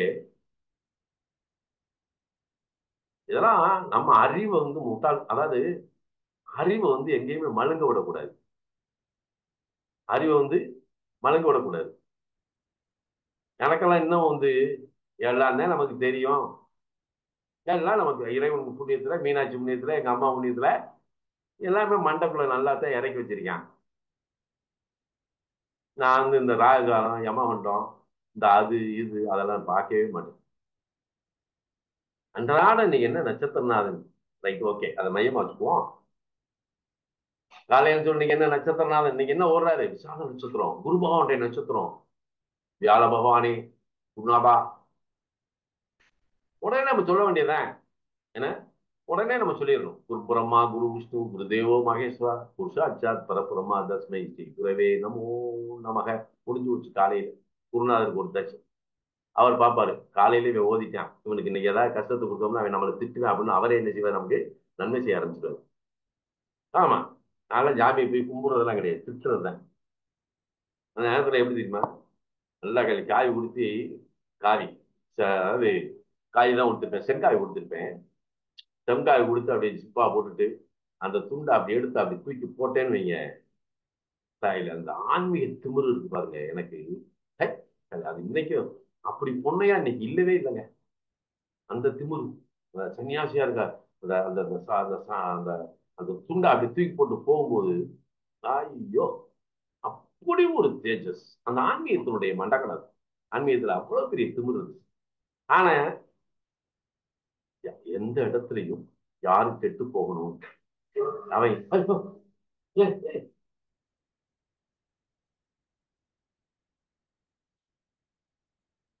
என்ன, யாரும் வந்து கெட்டு போயிடணும், இவன் நாசம், அதெல்லாம் நம்ம நினைச்சிடவே கூடாது. நல்லா தெரிஞ்சுக்கங்க, பிரபஞ்சத்தினுடைய பிரதிபலிப்பு எப்படி இருக்குன்னா, எப்பயோ ஒரு காலகட்டம் இப்ப நான் வந்து பேசுவேன், நான் பெரிய விஷயம் பேசணும், நான் அதுக்கு வரேன். ஏன்னா அதுக்குள்ளே ஆயிடுச்சா டைமு, ஓடி போச்சு. சரி இப்ப எடுத்துக்குவோம். என்ன, அப்ப சின்ன பிள்ளையில என்னை வந்து நான் வந்து நாடார் நடுநிலை ஸ்கூல்ல தான் படித்தேன். அங்க வந்து அது வந்து நாடார் சமூகத்து சார்ந்த ஸ்கூல். அப்ப நான் வந்து ஃபர்ஸ்ட் ஸ்டாண்டர்ட்லயே எனக்கு உள்ள போனோடனே துரைசாமி வாத்தியார் இருந்தாரு. உள்ள அன்னைக்கு நுழைஞ்ச அன்னைக்கே காந்தி தான், அதாவது அவர் சொன்னதை நான் திரும்ப சொல்லணும், அவ்வளவுதான். அவர் சொன்ன சென்டென்ஸ் அப்படியே அப்சர்வ் பண்ணிட்டு சொன்னேன். காந்தி தாத்தா நம் தாத்தா கருணை மிக்க பெருந்தாத்தான்னு சொன்னேன். அப்படியே அந்த பாட்டை நான் வந்து உடனே சிம்பிளா வாசி சொன்னேன். எனக்கு அன்னைக்கே ஒரு சோப் டப்பா பிரைஸ் கொடுத்தாங்க. நான் ஸ்கூலுக்குள்ள என்ட்ரு பண்ண அன்னைக்கே பிரைஸ் வாங்கிட்டேன். என்ன, அறிவோம் ஒன்னாவது வகுப்பு ஒன்னாம் கிளாஸ் சேர்த்து விட்டாங்க. அன்னைக்கு எனக்கு prize. First standard, second standard, third standard எல்லாமே ஃபர்ஸ்ட் கிளாஸ். தேர்ட் ஸ்டாண்டர்ட் வரும்போது எங்க கிளாஸ் டீச்சர் வந்து சங்கரபாண்டியன். அப்ப திருக்குறள் ஒப்பிப்பு வருது. திருக்குறள் ஒப்பிக்கணும், 30 குறள் மனப்பாடம் அடிக்கணும். அப்ப எனக்கு அவரே கைப்பட எழுதி அதை வாசிச்சு காட்டி என்னை வாசிக்க வச்சு, என்ன, அப்ப 30 வாழும் கட்ட கட்ட கட்ட கட்ட கட்ட கட்டன்னு அடிச்சு நொறுக்குறோம். அதுக்கு எகேன்ஸ்டா கட்டித்தங்கம்னு ஒருத்தர் இருக்கான். அவங்க அப்பா அம்மா 2 பேருமே இந்த ஸ்கூல்ல தான் வேலை பார்க்குறாங்க. சங்கரவாண்டியார் மட்டும் எனக்கு. அப்ப காம்படிஷன்ல எங்க 2 பேருக்கு தான் அன்னைக்கு ஸ்கூல் காம்படிஷன்ல இது நாங்க 2 பேரும் ஸ்டேஜ்ல ஏறுறோம். ஃபைனல் எங்க 2 பேருக்கு. இப்ப நான் என்னைய செலக்ட் பண்றதா அவனை செலக்ட் பண்றான்றது ஒரு போட்டி. இது மத்தியத்துல வந்து அவங்க அப்பா வந்து உட்கார்றாரு. சங்கரபாண்டியாரும் உள்ள வரல. அப்ப நான் வந்து சொன்ன விதம் அப்படின்னு ஒண்ணு இருக்கு, அவன் சொன்ன விதம்னு ஒண்ணு இருக்கு. ரெண்டை எடுத்த உடனே ஒரு வாத்தியார் பையன் ஒண்ணு தூக்கி போட்டாங்க. ஃபர்ஸ்ட் பிரைஸ் அவன், செகண்ட் பிரைஸ் எனக்குன்னு போட்டாங்க. சங்கரபாண்டியாருக்கு கோவம் வந்துருச்சு. திரும்ப 2 பேர்த்து நின்று படிக்க சொல்லுங்க. வந்துட்டாரு. எச்சம இச்சம அதான் பட, திருப்பி 2 பேர் திருக்குறள் வாசிக்க சொல்லுங்க சார். அவங்க திருக்குறள் பேச சொல்லுங்க. ஏன் சுந்தரம், நீங்க எப்படி, நீங்க சொல்லுங்க நான் காரணம் சொல்றேன்ட்டு. சரின்ட்டு திருப்பி பேச ஆரம்பிக்கிறோம். திருப்பி அதே மாதிரி தொனியில் எடுக்கிறேன். கூட சொல்லும்போது ஒரு மாதிரி ஆச்சு, 2வது சொல்லும்போது கணீர் கணீர் கணீர்னு அடிச்ச உடனே அவனுக்கு பாச்சானா, இப்ப இந்த குறளை ஏற்ற இறக்கத்தோடு எல்லோரும் கேட்கிற மாதிரி அழகா சொன்னது யாருன்னு தீர்மானம் பண்ணுங்கன்னாரு சந்துரனேன். உடனே எல்லாரும் முடிச்சாங்க. பொன்னையாதான் கொடுக்கும். First prize Ponnaiya, second prize கட்டித்தங்க. எனக்கு அவன் வேற இல்லை, அவனே என் பையன் தான், என் ஸ்டூடெண்ட் தான். ஆனா தூக்கி போடு. இந்த இடத்துல ஒண்ணு தெரியணும், அந்த இடத்துல என்னை ஊக்கப்படுத்தின சவுந்தரபாண்டியனுக்கு நான் எங்க வேண்டேன் தெரியுமா? அவரை நினைச்சு அவருடைய ஆத்மாவுக்கு நான் ஒரு செலுத்துறேன், நன்றி செலுத்துறேன். எங்க செலுத்துறேன்? காசியில கங்கால வந்து முங்கி எந்திரிக்கும் போது அவர் ஞாபகம் வந்துருச்சு. அவர் ஞாபகம் வந்துருச்சு. அப்படியே கங்கையில முங்கி, ஏன்னா அந்த ஒரு காரணி, அந்த ஒரு காரணத்தோட இருக்கக்கூடிய அந்த சங்கரபாண்டியனை நினைச்சு அப்படியே அவருக்கு ஒரு நன்றி சொன்னேன். ஏன்னா இந்த மாதிரி பல இடங்கள்ல நமக்கு உதவிய நண்பர்கள் இருப்பாங்க இல்லையா? உதவுங்க எத்தனையோ உள்ள இருக்கும். அதை பூரா அசை போட்டு, சிறு பிள்ளையில இருந்து அசை போட்டு பாத்தீங்கன்னா ஏதோ ஒரு இடத்துல, அந்த இடத்துல வந்து அந்த தடுமாற்றத்துக்கு உதவி பண்ணியிருப்பாங்க. நீங்க அவங்களெல்லாம் நினைச்சு நீங்க நன்றி சொல்லி பாருங்க. உண்மையிலே உங்க வாழ்க்கையில ஒரு ஒளிமயமான ஒரு வெளிச்சம் கிடைச்சு. இது ஒரு விஷயம் நன்றி சொல்றது. அப்ப இந்த குரு வந்து என்ன செய்யறாரு, இந்த இந்த அம்மா போய் புருஷ மண்டாடி சண்டைக்காக போய் இவன் தட்சிணாமூர்த்தியில போய் சுண்டக்கல்லையை போடுன்றாரு. இந்த தட்சிணாமூர்த்திக்கு போய் சுண்டக்கல்லையை போடுறாங்க. அவரை குரு அவர் தட்சிணாமூர்த்தி தானே. இப்ப அவர் என்னன்னா மோன தவத்தில் ஆதிசங்கர் ரூபத்தில் மோன தவத்தில் தெற்கு நோக்கி சனாதி முனிவர்களுக்கு கல்லால மரத்தின் கீழிட்டு தீட்சை கொடுத்த ஒரு மோன தவத்தில் இருக்கக்கூடிய சிவபெருமான். சரியா? அவர் உட்கார்ந்துருக்க முன்னாடி உட்கார்ந்துருக்காங்க 4 பேரு, சனகர் சனாதரன் இருக்காங்க பாத்தீங்களா, அந்த சனாதி 4 பேரு. இவங்கெல்லாம் கோமலத்தை தவிர வேற ஒண்ணும் இல்லை. அது கொஞ்சம் உடுத்துறதுக்கு வச்சிருக்காங்க ஒழிய அதுவும் அவங்களுக்கு கிடையாது. ஏன்னா அவரே தட்சிணாமூர்த்தி அப்படித்தானே உட்காந்துருக்காரு. ஏன்னா அவர் என்ன நிறைய பெல்பாட்டன் போட்டு பட்டு போட்டு சாத்தி மஞ்ச அடையில தான் நான் இருக்கணும்னா நல்லா தெரிஞ்சுங்க. மஞ்ச பெயிண்ட் அடிச்ச வீட்டுல எல்லாம் காசு பணமே இருக்காது. ஓடி போயிடுவான், ஊரை விட்டே ஓடி போயிடுவான். மஞ்ச பெயிண்ட் மட்டும் அடிச்சிடக்கூடாது. ஏன்னா குருநாதர் இவங்க நினைக்கிறாங்க குரு மஞ்சளுக்கு மஞ்சளை தெளிக்கத்தான் சொன்னான். ஏன்னா மஞ்சள் பொடி மங்களகரமானது எவன் சொன்னான். மஞ்ச பெயிண்ட் எவன் மங்களகரமானு சொன்னது இல்லை. எவன் வீட்ல எல்லாம் மஞ்ச பெயிண்ட் அடிச்சிருக்கானோ, எவன் வீட்ல எல்லாம் மஞ்சள் பல்ப்பு போட்டிருப்பாங்க, அதாவது அது நல்ல ஒரு புனிதமானதுன்னு சொல்லி போட்டிருப்பாங்க, அவங்க வீட்டுக்குள்ள பாருங்க பெண்களுக்கு கர்ப்பப்பை சம்பந்த நோய் இருக்கு, அடிவயிறு வலி இருக்கும். அதாவது பல விதமான தொந்தரவு, செல்வம் காணா வெளியேறி ஒரு பணம் தான். இவன் நினைக்கிறான் செல்வத்துக்கு அதிபதி குரு கொடுப்பான்டா, அவனே எடுத்துட்டு போவான், அவனுக்கு தெரியுமா? அப்ப இந்த இடத்துல இவ போய் தட்சிணாமூர்த்தி வழிபடுறான். வழிபடணும் என்ன ஆகும், வியாழக்கிழமை வியாழக்கிழமை போனோம்னு அவர் என்ன செய்வாரு, அப்படியே எடுத்துக்கிடுவாரு. அப்புறம் பார்த்தா இந்த பிள்ளை கழுத்துல ஒரு உத்திராட்சம் போட்டிருக்கும், நெத்தி நிறைய பட்டை அடிச்சிருக்கும். பார்த்தா இது ஆன்மீக பிளம்பு மாதிரி நிற்கும். அப்புறம் எங்க புரிஞ்ச சேர இப்படி சாமியார் பைய கூட்டத்தோடய போய் இப்படித்தான் போய்கிட்டு இருக்காங்க தட்டாமத்து கும்புறவையெல்லாம். காரணம் என்னன்னா இது 2 ஐட்டம் பேசிடுவோம். அடுத்து நம்ம இது நிறைய இந்த குருவை பத்தி ஒரு 2-3 வாரம் எடுப்போம். எப்படின்னா இப்ப இந்த இடத்துல மோன தவத்தி நிற்கக்கூடிய தட்சாமூர்த்தி. அப்ப இவளுக்கு அம்மாவுக்கு யுகங்கள் கடந்துருச்சு. சரி சண்டானே இப்படி போய் உட்கார்ந்துருக்கானே சாமியார் பையில வச்சுக்கிட்டு அப்படின்னு சொல்லிட்டு இவன் என்ன செய்யறா, மன்மதனை கூப்பிடுறான். டேய் வாடா அப்படின்னு மன்மதனை கூப்பிடுறான். மன்மதனை கூப்பிட்டு உங்க அப்பனை கொஞ்சம் உசுப்பேன் அப்படின்னு சொல்றான். அப்பயே மன்மதனுக்கு டர் ஆயிடுச்சு. இன்னைக்கு நம்ம தொலைகிறோம்ன்றது உறுதி, நம்மளை அழிக்க போறான்றது உறுதி அப்படின்னு சொல்லிட்டு, ஆனா தாய் சொல்ல தட்ட முடியாதே. டக்குன்னு என்ன செய்யறாரு, அப்படியே மலர்கனை எடுத்து அடிச்சிடுறாரு கண் தட்சிணாமூர்த்தி மலர். அவர் மேல பட்ட உடனே கண்ணை திறக்கிறார். எவன்டா நம்ம மேல அம்பு விட்டது அப்படின்னு திரும்பினதுதான் நெத்திக்கனை போட்டு மன்மதனை அழிச்சு விட்டாரு பார்க்கல அப்படின்னு. இப்ப இந்த இடத்துல உணர்நிலை என்ன வரணும்னா, தட்சிணாமூர்த்தியை கும்பிடுவவனுக்கு அந்த காமம் என்ற உலகியல் பற்று, காமம் என்பது நாட் ஓன்லி செக்ஸ், காமம் என்பது உலகியல் பற்று, உலகில் இருக்கக்கூடிய ஆசை அனைத்தையும் துறந்தவனே ஆன்மீகத்திற்கு அல்லது ஆன்ம நிலைக்கு தகுதியானவன் அப்படின்றத நெற்றிக்கண்ணால் எரிக்கப்பட்டான் மன்மதன். அதே நெற்றிக்கண்ணால் படைக்கப்பட்டவன் கார்த்திகேயன். ரெண்டுக்குமே வித்தியாசம் இருக்கு பாருங்க. நெற்றிக்கண்ணால் அழிக்கப்பட்டவன் மன்மதன், நெற்றிக்கண்ணால் படைக்கப்பட்டவன் சுப்பிரமணியர். அப்படி வரும்போது அந்த அந்த அந்த நெற்றிக்கண்ணால் அழிக்கப்பட்ட மன்மதன் அங்க எதுவுமே இல்லை. இங்க எதுவுமே இருக்கக்கூடாது, ஆசை இல்லை, காமம் இல்லை, எதுவுமே இருக்கக்கூடாது, இல்லாதவன் தான்டா இதுக்கு தகுதி அப்படின்னு அங்க அப்படி உட்கார்ந்துருக்காரு. அவர்கிட்ட போய் கும்பிட்டா அவர் என்ன செய்வாரு, ஆசாபாசத்தை பூரா கிளியர் பண்ணிடுவாரு. எவன் நினைப்பு இருக்க முடியாது. ஏன்னா அப்படியே கோயில் கோயில் கோயிலா சுத்த வேண்டியது, கோயில் கோயிலா சுத்த வேண்டியது, சாமியார்களா பார்க்க வேண்டியது. அதுல நிறைய பேர் அப்படியே இந்த இது பண்றது மாதிரி, தர்மம் பண்ற மாதிரி. ஆனா தட்சாமூர்த்தி கும்பிட்டவங்க பூராமே அந்த அந்த பிள்ளை அப்புறம் புருஷனோட சேர்ந்தே வாழாம போயிடுச்சு. இப்படி கொல்ல பேரு தட்சிணாமூர்த்தியை கும்பிட்டு கும்பிட்டு வாழ்க்கையை கெடுத்தவங்க நிறைய பேர். இந்த வாழ்க்கை கெட்டு போனதுக்கு காரணம் யாருன்னா யோசிங்க. ஒரு ஒரு அர்த்தத்தோட ஒரு கோயில் எடுத்து சொன்னோம், அர்த்தத்தோட இந்த சாமியை போய் கும்பிடுன்னு சொன்னோன்றது எவனுக்கு இல்லை. அது நம்ம வாழ்வியல் முறையோடு வாழ்கின்ற இடத்துக்கு தக்கவாறு, வாழ்விலே நம்மளுடைய நிலைப்பாட்டுக்கு தக்கவாறு தெய்வத்தை அங்கங்க பிரதிஷ்டை பண்ணியிருக்கான். நல்லா தெரிஞ்சுக்க, அங்கங்க பிரதிஷ்டை பண்ணது அதனாலதான். நீ இதை கும்பிடுறா. இப்ப நான் மதுரையில் உட்காந்துக்கிட்டு, நான் மதுரையில் உட்காந்துருக்கேன், மதுரையில் உட்காந்துக்கிட்டு வைஷ்ணவி போய் கும்பிடலாமா காசி அன்னபூர்ணி போய் கும்பிடலாமா அப்படி யோசனை பண்ணக்கூடாது. நான் போய் மீனாட்சியை கும்பிடணும். எனக்கு அவளை கும்பிட்டாதான் எல்லாம் கிடைக்கும். எல்லாம் கொடுக்க வேண்டியவ அவளை இங்கே உட்காந்துருக்கா, நான் எதுக்கு அங்க போகணும்? இல்லையா? அப்ப அவன் அவன் இடத்துல இருக்கக்கூடிய தெய்வத்தை வழங்கினாலே கிடைக்கும். அப்ப இந்த இடத்துல இந்த குருவின் நிலை தட்சாமூர்த்தி எல்லாம் நம்ம இது பண்ணக்கூடாது. அப்ப நெற்றிக்கண்ணிலிருந்து படைக்கப்பட்டவன் கார்த்திகேயன். இது எந்த இடத்துல இருக்கு? கார்த்திகை நட்சத்திரத்துல 1ஆம் பாதம்.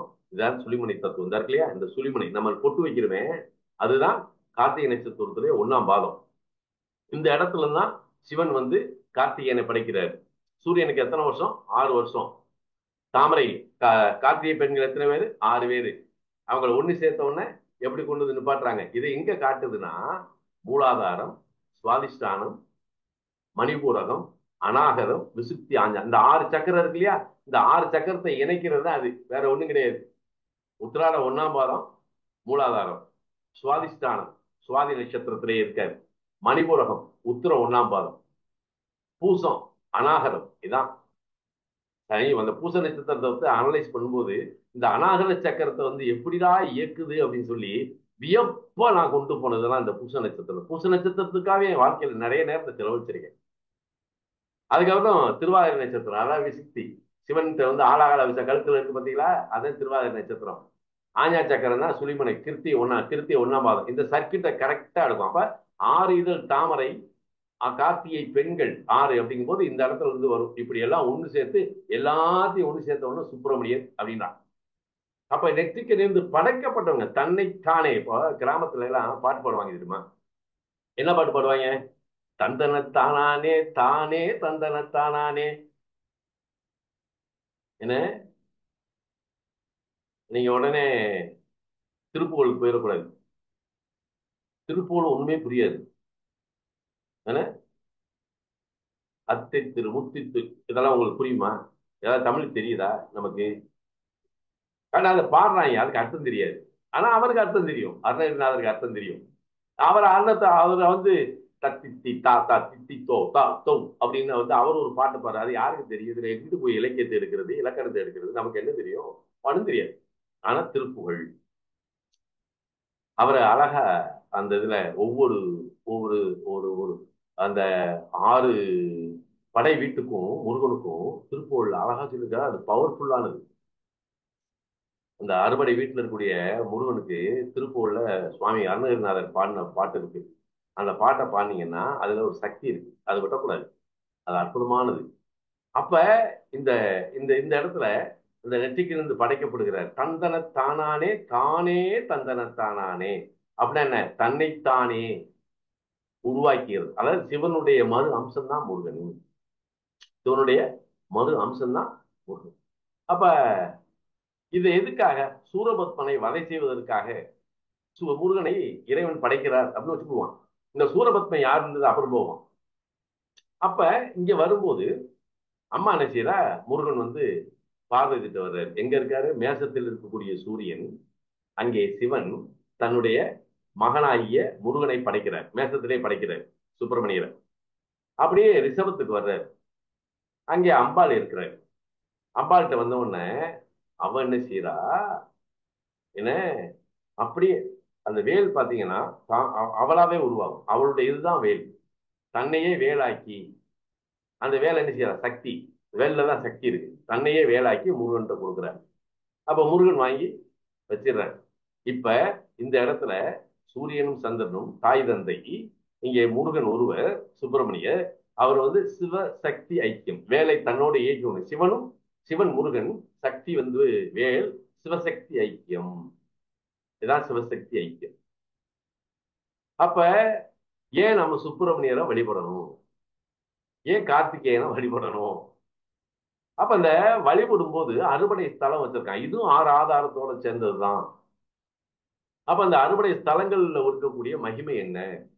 அந்த அறுபடை வீட்டில் இருக்கக்கூடிய மகிமை என்ன? ஒவ்வொரு இடத்துலையும் முருகனுக்கு ஒரு தனித்தன்மை இருக்கிறது. என்ன, குன்று இருக்கும் இடமெல்லாம் குமரன் இருக்கும் இடம் என்று அம்மாவே சொன்னதுதான். ஏன்னா பழனியில முருகன் வந்து உட்கார்ந்தது. ஆனா அது செவ்வாய் ஸ்தலமா பிரிச்சுட்டான். என்ன, அதுக்கு வந்து செவ்வாய் ஸ்தலம் வச்சிருக்கான். குருஸ்தலம்னு திருச்செந்தூரை வச்சிருக்கான். இந்த அறுபடை வீட்டுல முதல் படை விழாத்தான் திருப்பரங்குன்றத்தை வச்சிருக்கிறான். இந்த திருப்பரங்குன்றத்தை நான் 93ல என்னுடைய சொற்பொழிவை நான் தொடங்கிய காலம் தொட்டு நான் சுப்பிரமணியரை எந்த இடத்துல திருப்பரங்குன்றத்துடைய மகிமையை சொல்லுவேன். ஏன்னா முதல் படை வீடு, தெய்வானையை திருமணம் செய்த இடம் இது. இதுல என்னன்னா, இந்த திருப்பரங்குன்ற மலையை ஒரு சுத்து சுத்துங்களா, கைலாயத்தை போய் 3 சுத்து சுத்துறதுக்கு சமம்டா. கைலாயத்துல போய் நீ 3 தடவை சுத்தலாம், ஓகே. ஆனால் இந்த திருப்பரங்குன்ற மலையை ஒரு சுத்து சுத்துனா என்ன ஆகும்? இந்த மலை என்ன தெரியுமா, இங்க வெளியிலிருந்து பார்க்கும்போது அது கல் மாதிரி தெரியுது, வெறும் கருங்கல்றா அப்படின்னு தெரியுது. அது பூராமே தங்கம், பூராமே மரகதம். அந்த மலையை இருக்கிறதே மரகதம்.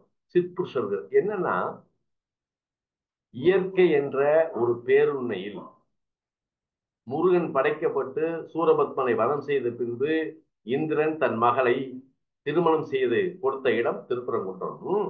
அங்கே அந்த யாகசாலை வளர்த்த பின்பு திருமணத்துக்கு உண்டான எல்லா ஏற்பாடும் பண்ணி அந்த திருமணம் நடக்கின்ற காலகட்டத்திலே 33 தேவர்கள், யாரு? பிரம்மா, விஷ்ணு, சிவன் அப்படின்ற 3 பேர் மட்டுமல்ல, 33 தேவர்கள் அத்தனை பேரும் ஒருங்கே இருந்து நடந்த திருமணம் முருகனுடைய திருமணம் திருப்பரங்குன்றம். அப்ப 33 தேவர்கள் இங்கதான் இருக்கிறாங்க. நீங்க உள்ளுக்குள்ள போனீங்கன்னா இவ கோவர்த்தனம்பியா இருப்பா, இந்த பக்கம் கோவர்த்தனம்மா இருப்பா. அவளை போய் பாக்குறதுக்காக படியில இறங்கி வரும்போது பாத்தீங்கன்னா ஒரு குகை மாதிரி இருக்கும், அன்னபூர்ணி குகை. அது அப்படி உள்ளுக்குள்ள பாத்தீங்கன்னா இந்த சிற்பத்தை எப்படி இந்த இந்த குகைக்குள்ள வடிச்சாங்கலாம் நமக்கு தெரியாது. ஆனா அத்தனை சிற்புசரும் 33 தேவர்களும் அதுக்குள்ள இருப்பாங்க. எப்படி பாருங்க. அப்படியே இறங்கி கோவர்த்தனாவைய வழிபட்டு அப்படியே வரணும். இங்க எல்லாமே இப்ப மாறி போச்சு, இது காட்சி பொருள். கொடிமரத்தை வணங்காம நம்ம கோயிலுக்குள்ள போய் கும்பிட்டு பயனே இல்லை. கொடிமரத்தை கும்பிட விடாம உங்களை உள்ள அனுப்பிச்சானே நீங்க சாமியை போய் பாக்குறது வேஸ்ட். நான் எல்லா இடத்துலயும் பேசி பார்த்துட்டேன். நம்ம மக்கள் கொஞ்சம் வெகுண்டு எழுந்தா தான் இது சரியா வரும். யாரும் வரமாட்டேன்றியான். நான் சாமியை கும்பிட போறேன், சாமியை பார்க்கத்தானே போறேன்றியான். நம்மள என்ன செய்ய முடியும்? ஏன்னா கொடிமரத்துல நின்று பிரார்த்தனை பண்றதுதான் தெய்வத்தினுடைய நிலை. ஏன்னா இதைத்தான் நம்ம நாபியோட சேர்ந்து, நாபிதான் தொப்புள் கொடி, அந்த கொடிமரம்.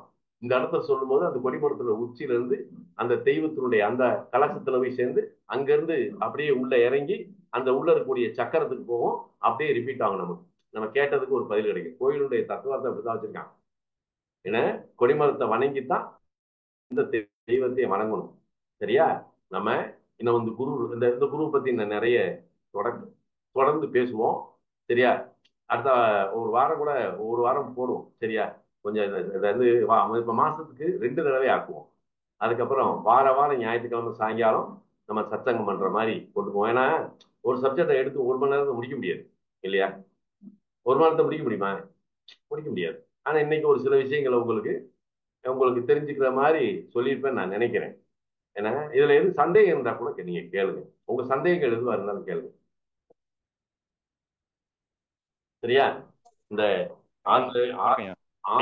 ஆன்மீக சத்சங்கத்தில் கலந்து கொண்ட நண்பர்கள் அனைவருக்கும் எனது மனமார்ந்த வாழ்த்துக்கள், நன்றி. சரியா? ஐயா ஐயா வணக்கம். வணக்கம் ஐயா. சொல்லுங்க சொல்லுங்கய்யா.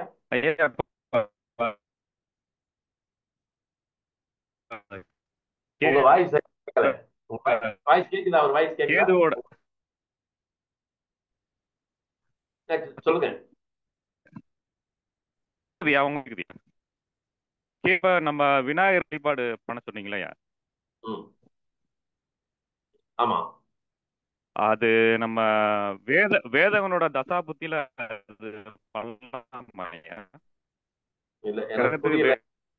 நேதாஜி உங்க வாய்ஸ் சரியா விழுகல நேதாஜி, கேஷுவலா பேசுங்க. ஹலோ ஐயா, கேக்குதுங்களா? பேசுங்க பேசுங்க. கேதுவோட சாரம் வாங்கினதுக்கு விநாயகர் வழிபாடு பண்ண சொன்னீங்க. அது அந்த வேதகனோட தசாபுத்தியில பண்ணலாமா? வேதகனோட தசாபுத்தியில பண்ணலாமா? வேதகனுடைய தசாபுத்தினா நீங்க சொல்றது எனக்கு புரியல. இல்ல, ஒரு கிரகம் கேது சார்ந்து, அந்த கிரகத்துக்கு கேது சாரத்துல யார் நிக்கிறாங்களோ அந்த கிழமையில அந்த விநாயகரை போய் வழிபடுறது நல்லது. இங்க வேதகன் எப்படி வர்றாரு?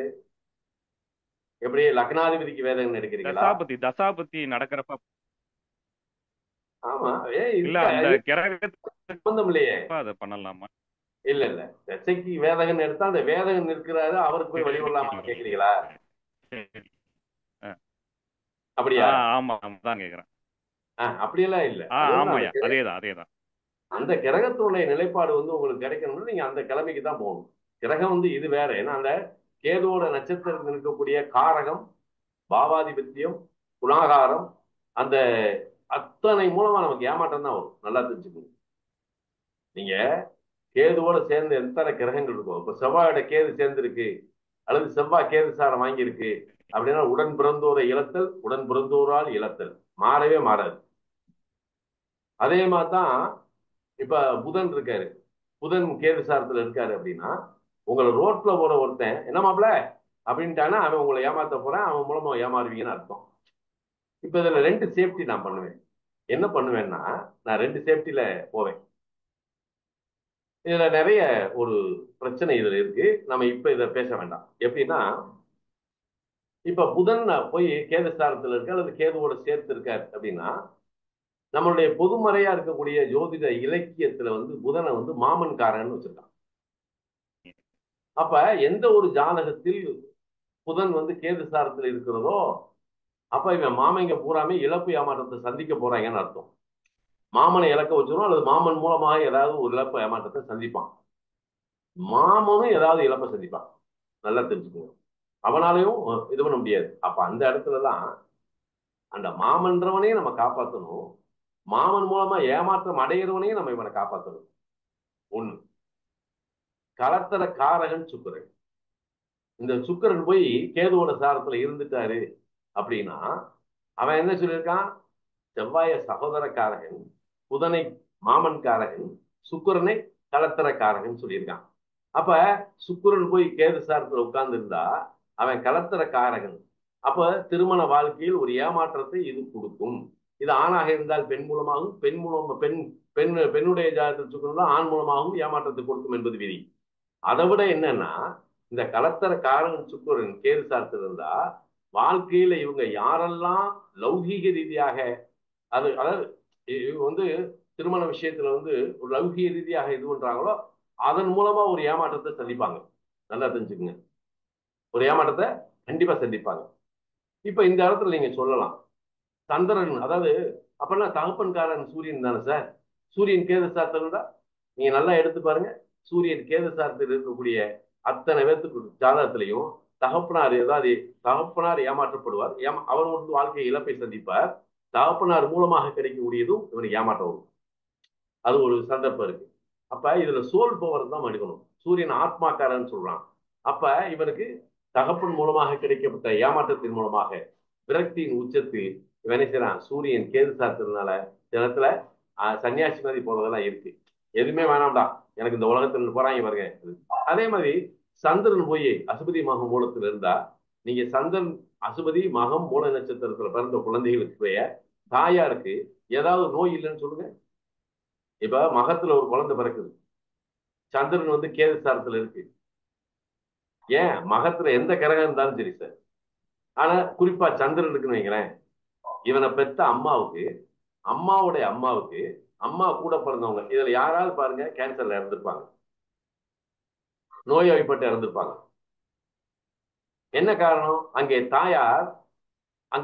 தாயார் தன்னையும் இழக்கிறாள். ஒரு விஷயம்.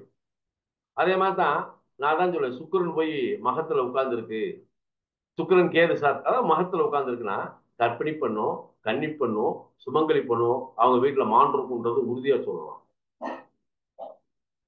அப்ப இதைத்தான் நம்ம புரிஞ்சுக்கணும். இங்க வேத நிகேதன்லாம் இங்க வேலையே கிடையாது. நீங்களா வேதன் போட்டு குழப்பிக்கிறாங்க.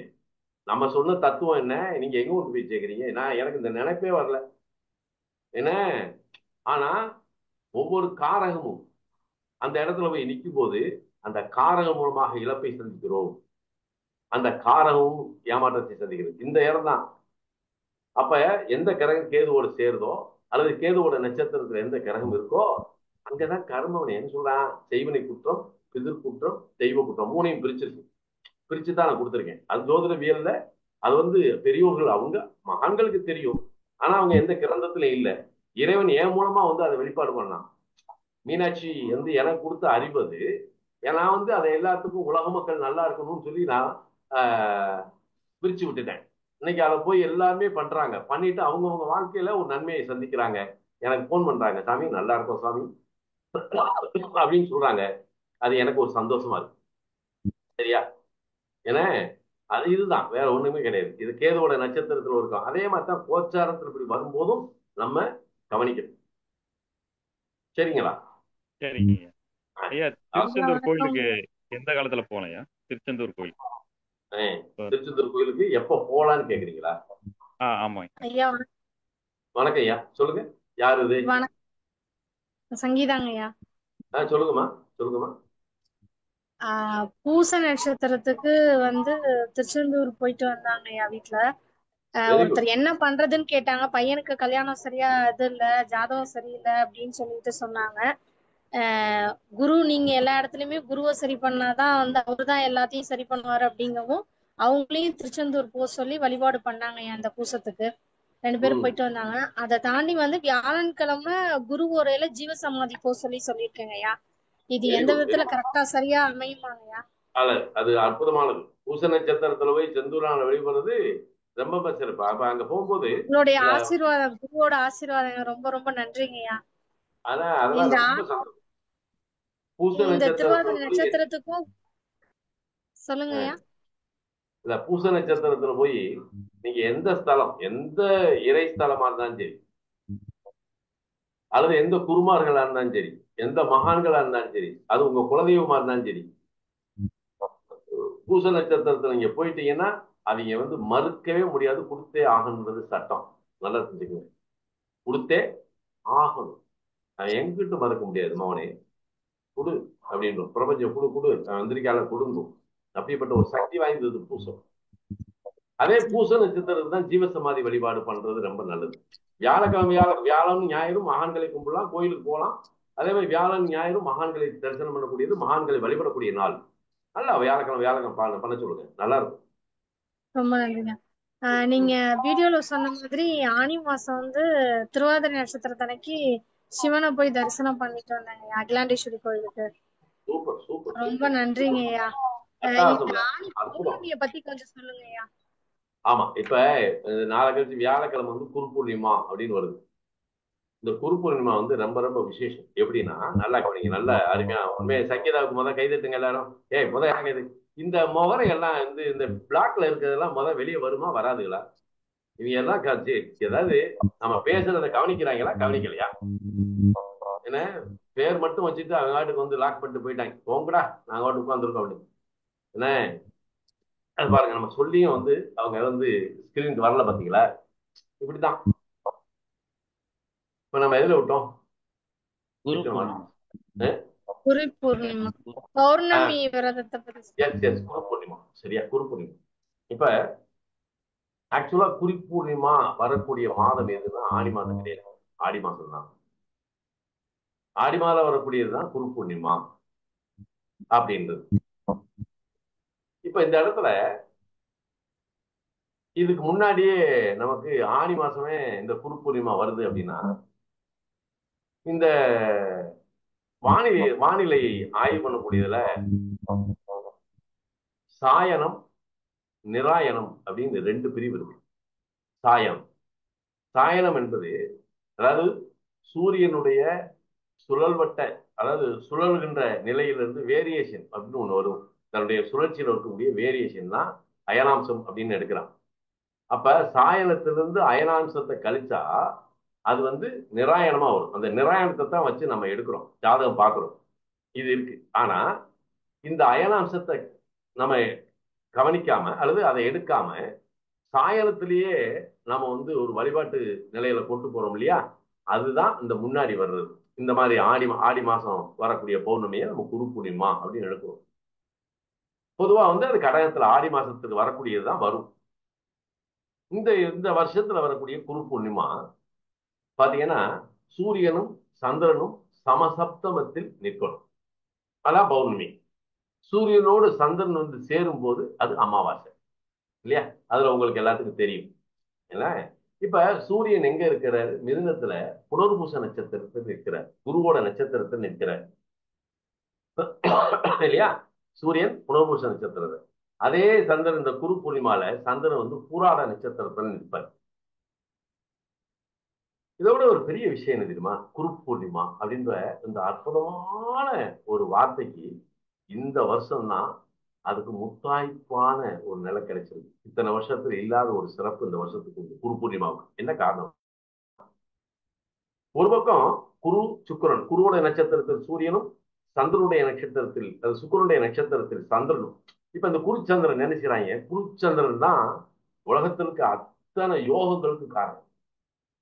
நம்ம வாழ்வியல் அடையக்கூடிய சுகமின்மையிலிருந்து, சௌரியங்களிலிருந்து, குழந்தை பாக்கியத்திலிருந்து, திருமண வாழ்க்கையிலிருந்து, நல்ல ஒரு மேன்மையான ஒரு வாழ்க்கை வாழ்வதற்கு இந்த குரு சுக்கிரன் பார்வை ஒண்ணு போதும். இப்ப சூரியன் சந்திரனும் குருவோட நட்சத்திரத்திலையும் சுக்கிரனுடைய நட்சத்திரம் இவங்க ரெண்டு பேரும் நிக்கிறாங்க. அப்ப இந்த குரு பூர்ணிமாவை நாம வழிபாடு செஞ்சோம்னா அனைத்து விதமான நிதி பரிவர்த்தனையிலிருந்து, வாழ்வியல் நிலைப்பாட்டிலிருந்து சகலமும் நமக்கு கிடைக்கும் அப்படின்றது விதி. மிதுனத்தினுடைய தன்மை, மிதுனமும் தனுசும் இது வந்து ராஜமன்றத்துக்கு 3-9 என்ற அமைப்பை இது கொடுக்குது. 3-9 அமைப்புனா சஞ்சார கதி அல்லது இடம் விட்டு இடம் செல்லுதல், வேற்றிடம் போடுது அப்படின்னு ஒண்ணு இருக்கு.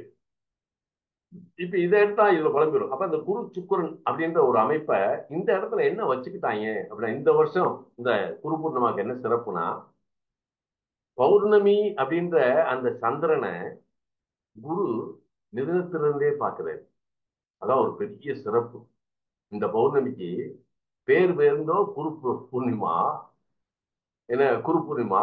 குருவே அந்த சந்திரனை பார்க்கின்ற, குருவும் சந்திரனும் சமசப்தமத்தில் இருக்கக்கூடிய குருச்சந்திர யோகமும் அந்த குரு பூர்ணிமாவுடைய பரிபூர்ண அருளும் நமக்கு இதுல பூரணமா கிடைக்குது அப்படின்னு ஒண்ணு. இப்ப இதுல வந்து ரெண்டு விதமா ஒரு விஷயத்த பார்த்துக்கோங்க.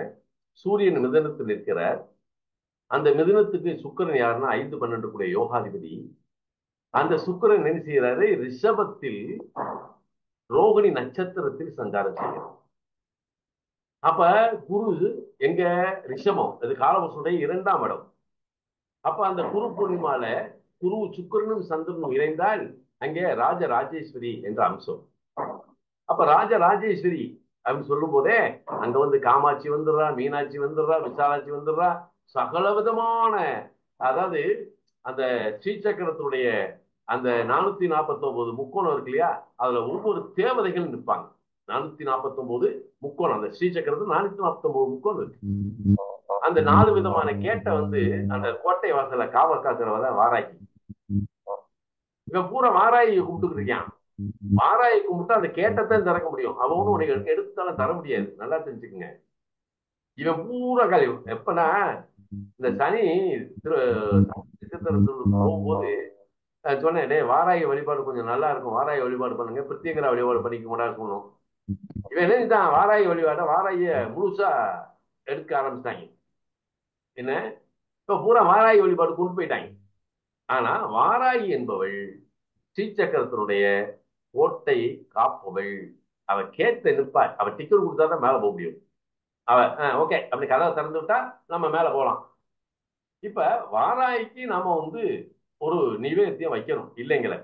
ஆனா இவன் வாராயி படத்தை வீட்டுல கொண்டு போய் வச்சு வழிபட ஆரம்பிச்சிட்டாங்க. வாராயி படம்லாம் வீட்டுக்குள்ள வரக்கூடாது. உக்கர தேவதை சாமி.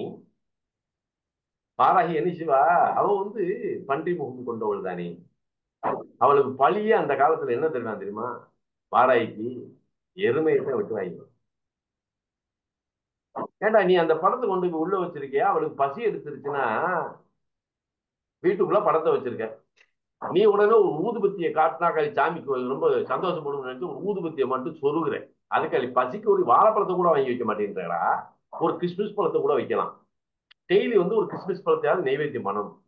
எதுவுமே வைக்க மாட்டாங்க. பத்தியை பொறுத்து சூடது வாங்கி காட்டுவேன் அம்மா அப்படின்னு சொல்லுவேன். அது ராத்திரி என்ன செய்யும்? அது ராத்திரி தூங்குமா வாராகி? தூங்காது. எந்திரிக்கும் வீட்டுக்குள்ள. ஏன்னா இவன் ராத்திரி தீவாரையை காட்டி தான் உட்காந்துருப்பான், படுத்திருப்பான். அது உருமல் சத்தத்தோட எந்திரிச்சிச்சுன்னா அதுக்கு தேவையானது என்ன அப்படின்னு, அதுக்கு எப்பயுமே மண்ணை நோண்டுறதுதான் வாராகி. ஏன்னா மண்ணுக்குள்ள இருக்கக்கூடிய கிழங்குகள் அதற்கு இஷ்டமா இருக்கும். அப்படி வரும்போது அது அவளும் ஒரு தேவைதான், நான் இல்லைங்களே. ஆனா அவ என்ன செய்வா, அங்கெல்லாம் அவளுக்கெல்லாம் அந்த இதெல்லாம் கிடையாது. யாரு என்னெல்லாம் பார்க்க மாட்டா. வீட்டில் இருக்கக்கூடிய பெண்களினுடைய கர்ப்பப்பையில் குத்தி கிழிப்பாள். அதாவது உள்ள போய் அந்த ரத்தத்தை எடுப்பாள். வாராகி லேசா நினைச்ச கூடாது. கேட்டா முட்டா பையா, அந்த காலத்துல நம்ம முன்னோர்களுக்கு தெரியாதா வாராகியை வழிபாடு பண்றது எப்படின்னு? கேட்டா அவங்க அந்த காலத்திலேயே அதை எல்லாம் பண்ணியிருக்க மாட்டாங்களா என்ன? இவன் போய் வாராகி எந்த காலத்துல அவளுக்கு என்ன வழிபாடு பண்ணணும், யார் வழிபாடு பண்ணணும், யார் வாராகிய வழிபாடு பண்ணலான்னு ஒரு இது இருக்கு. அவன் தான் போய் வாராகிய வழிபாடு பண்ணணும். இவன் மூர்க்கத்தனமா இப்படி பண்றாங்க. இது தப்பு. ஆனா கோட்டையை, ஸ்ரீசக்கரத்தினுடைய கோட்டையை காவல் காப்பவள் யார் என்றால் வாராகி. அவளை நமஸ்கரிச்சு அம்மாவுடைய அனுக்கிரகத்துக்கு நம்ம போகணும். அப்படி வரும்போது அந்த பிந்துவில் அந்த 449 முக்கோணம் கொண்ட அந்த மேல இருக்கக்கூடிய அந்த பிந்துல தான் ராஜராஜேஸ்வரி உட்கார்ந்திருப்பா. அதுதான் சுக்கிரனும் சந்திரனும்.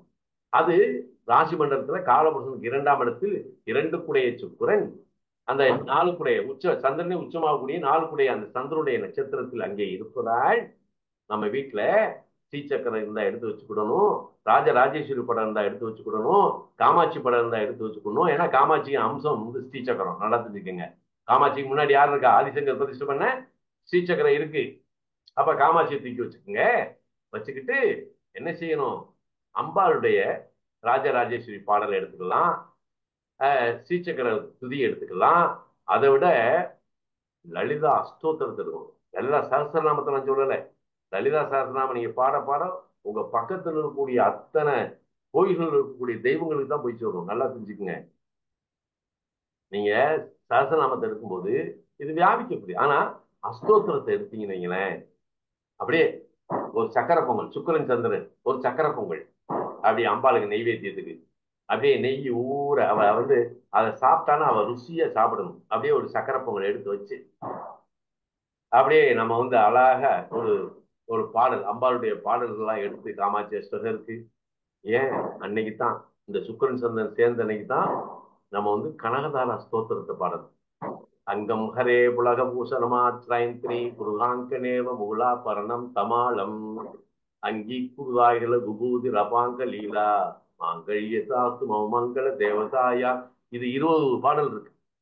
20 பாடல் பொறுமையா பாடி பழகுங்க. இப்ப பழகிக்குங்க. சரியா? என்னைக்கு நான் 82ல அறிவோம்னு சொல்லி இந்த கனகதார ஸ்தோத்திரத்தை எடுத்தோம், இன்னைக்கு வரைக்கும் பாடிக்கிட்டு இருக்கேன். சரியா? இன்னைக்கு வரைக்கும் பாடிக்கிட்டு இருக்கேன். ஆனா பாடின உடனே பலனை எதிர்பார்க்காங்க. நமக்கு வேண்டுகிறத கொடுத்துக்கிட்டே இருக்கும், ஆனா நல்ல நிலைக்கு வந்துருவோம். அப்ப லலிதா ஸ்தோத்திரம், லலிதா லலிதா லலிதா ஸ்தோத்திரம், கனகதார ஸ்தோத்திரம், காமாட்சி அஷ்டகம், ராஜேஸ்வரி புஜங்கம், இதெல்லாம் இருக்கு. அதெல்லாம் எடுத்து அழகாக பாடி இதை பாடுறதுக்கு முன்னாடி என்ன செய்யணும், விநாயகருக்கு ஒரு பாட்டு பாடிடணும். விநாயகருடைய பீஜ மந்திரம் ஏதாவது சொல்லிடணும். முருகனுடைய பீஜ மந்திரம் ஏதாவது சொல்லி முருகனுடைய பாடல் ஏதாவது பாடி அதுக்கப்புறம் தான் இதை பாடணும். எடுப்புலயே ராஜராஜேஸ்வரி அஷ்டத்துக்கு போயிடக்கூடாது. சரியா? விநாயகர் பூஜை. சரியா? அதுக்கப்புறம் பிரேயர். அதுக்கப்புறம் இதெல்லாம் பாடி அந்த பொங்கல் அப்படியே நெய்வேத்திய அம்பாளுக்கு பண்ணி என்ன அதை அழகா பண்ணி பாருங்க. பற்றாத செல்வம் என்னைக்குமே நம்ம வீட்டுல தங்கலாம். பற்றாத செல்வம் வீட்டுக்குள்ள அம்சம், அவ்வளவு அம்சம், மகாலட்சுமி அம்சமே வீட்டுக்குள்ள வந்துடும். சரியா? என்றும் விலகாத, நம்மை விட்டு விலகாத. ஏன்னா மகாலட்சுமியுடைய பறவை எதுனா ஆந்தைமா. சில பேர் ஆந்தையை கொண்டு வீட்டுக்கு முன்னாடி புதைச்சிடுறாங்க. அதெல்லாம் மாபெரும் தப்பு. ஏன்னா மகாலட்சுமி வீட்டுக்குள்ள வந்துட்டாலாம், அவன் வீட்டை விட்டு வெளியே போகக்கூடாதான், ஆந்தை அடிச்சு போயிட்டாரு உள்ள போட்டு புதைச்சிடுறாங்க. அதெல்லாம் தப்பு. சரியா? அதெல்லாம் செய்யக்கூடாது. மகாலட்சுமி கூப்பிட்டா வரப்போறா, அவன் எங்க போறா? அந்த மகாலட்சுமி இருக்கக்கூடிய நட்சத்திரம் எது? அனுச நட்சத்திரம். இந்த அனுசத்துக்குரியவர் யாரு? மகா பெரியவர். மகா பெரியவர் தூக்கி படத்தை வச்சு போட்டு சுவாமி அப்படின்னா மகாலட்சுமி வந்துட்டு போறா என்ன? மகா பெரியவர்கிட்ட நீங்க உருகி வேண்டி பாருங்களேன். நாளா பேசுவேன் அவர்கிட்ட, மகா பெரியவர்கிட்ட. எதா இருந்தாலும் சரி அவர்கிட்ட ஒரு தகவலை போட்டு தான் இருப்பேன். நான் டெய்லி அவர்கிட்ட சொல்லிட்டு கார் எடுத்தாலும் சரி, ஸ்கூட்டர் எடுத்தாலும் சரி, நான் ஸ்கூட்டர் எடுக்கும்போது மகா பெரியவா அப்படின்னு தான் போவேன். கார் எடுத்தாலும் சரி அதுதான், வீட்டுக்குள்ள நுழைஞ்சாலும் அதுதான், ஆபீஸ்ல உட்கார்ந்தாலும் அதுதான். ஏதாவது ஒரு மனசுக்கு கொஞ்சம் அப்படியே கஷ்டமான சூழல், அப்படி மனம் ஒரு மாதிரி கஷ்டப்படுது அப்படின்னா மகாபிரிவா அப்படின்னா யாராவது கஷ்டப்படுறேன்னு சொன்னாங்கன்னா, பிரிவா அது என்னன்னு பாருங்களேன். நான் தனக்கா சுயநலத்தோடய நான் வேண்டது இல்லை, மற்றவங்களுக்கா மகாபிரிவா அவங்க ரொம்ப கஷ்டப்படுறாங்க, இது என்னன்னு கொஞ்சம் பாருங்க. அப்படி நம்மளுடைய எண்ணங்கள் அப்படி போகணும். அதனால கையில வெண்ணெயை வச்சுட்டு நெய் கலையக்கூடாது. ஆனா குரு பூர்ணிமா அன்னைக்கு நல்லா அழகா சக்கரை பொங்கல் வைங்க, நல்ல பூக்கள் அந்த பழைய பூக்கள்லாம் எடுங்க, படங்களுக்கு சந்தன குங்குமம் வைங்க, சக்கரை பொங்கல் வைங்க. சாயங்காலம் 5 மணில இருந்து அப்படியே ஆரம்பிச்சீங்கன்னா 1 மணி நேரம் மனமுருக வேண்டுங்க. நல்ல விளக்கேத்துங்க, சாம்பிராணியை போடுங்க, இந்த மகாலட்சுமியை கூப்பிடுங்க, ராஜராஜேஸ்வரி கூப்பிடுங்க. அவ்வளவுதான், வந்து உட்கார்ந்துருவா. நீங்க பாட்டுக்கு அம்சமா வாழலாம். என்ன சொல்றது? சங்கீதாவுக்கு இன்னொரு கைதட்டு போடுங்க. எல்லாரும் கைதட்டுங்க. எப்படி நன்றிங்கய்யா. உங்களுக்கு அங்க இல்ல, நான் உண்மையிலே குரூப் பூர்ணிமா பத்தி பேசணும்னு நினைச்சுக்கிட்டு இருந்தேன். ஆனா எனக்கு ஞாபகம் வரல. ஆனா நம்ம அங்க சுத்தி இந்த இதை பத்தி பேசிக்கிருந்தோம். அந்த பிள்ளைதான் சொல்லுச்சு, சாமி குரு பூர்ணிமா பத்தி சொல்லுங்க. ரைட்டா? இந்த வருஷத்துக்கு கூடிய குரு பூர்ணிமா இஸ் குட். குறிச்சந்திரன் பார்வை இருக்கு, நல்லா பண்ணுங்க. சரியா? ஆனந்தம், வாழ்த்துக்கள், நன்றி. நன்றி ஐயா. நன்றி நன்றி நன்றிங்க ஐயா. நன்றிங்க ஐயா. நன்றி சுவாமிகளே, நன்றி சுவாமிகளே. ஆனந்தம் ஆனந்தம் ஐயா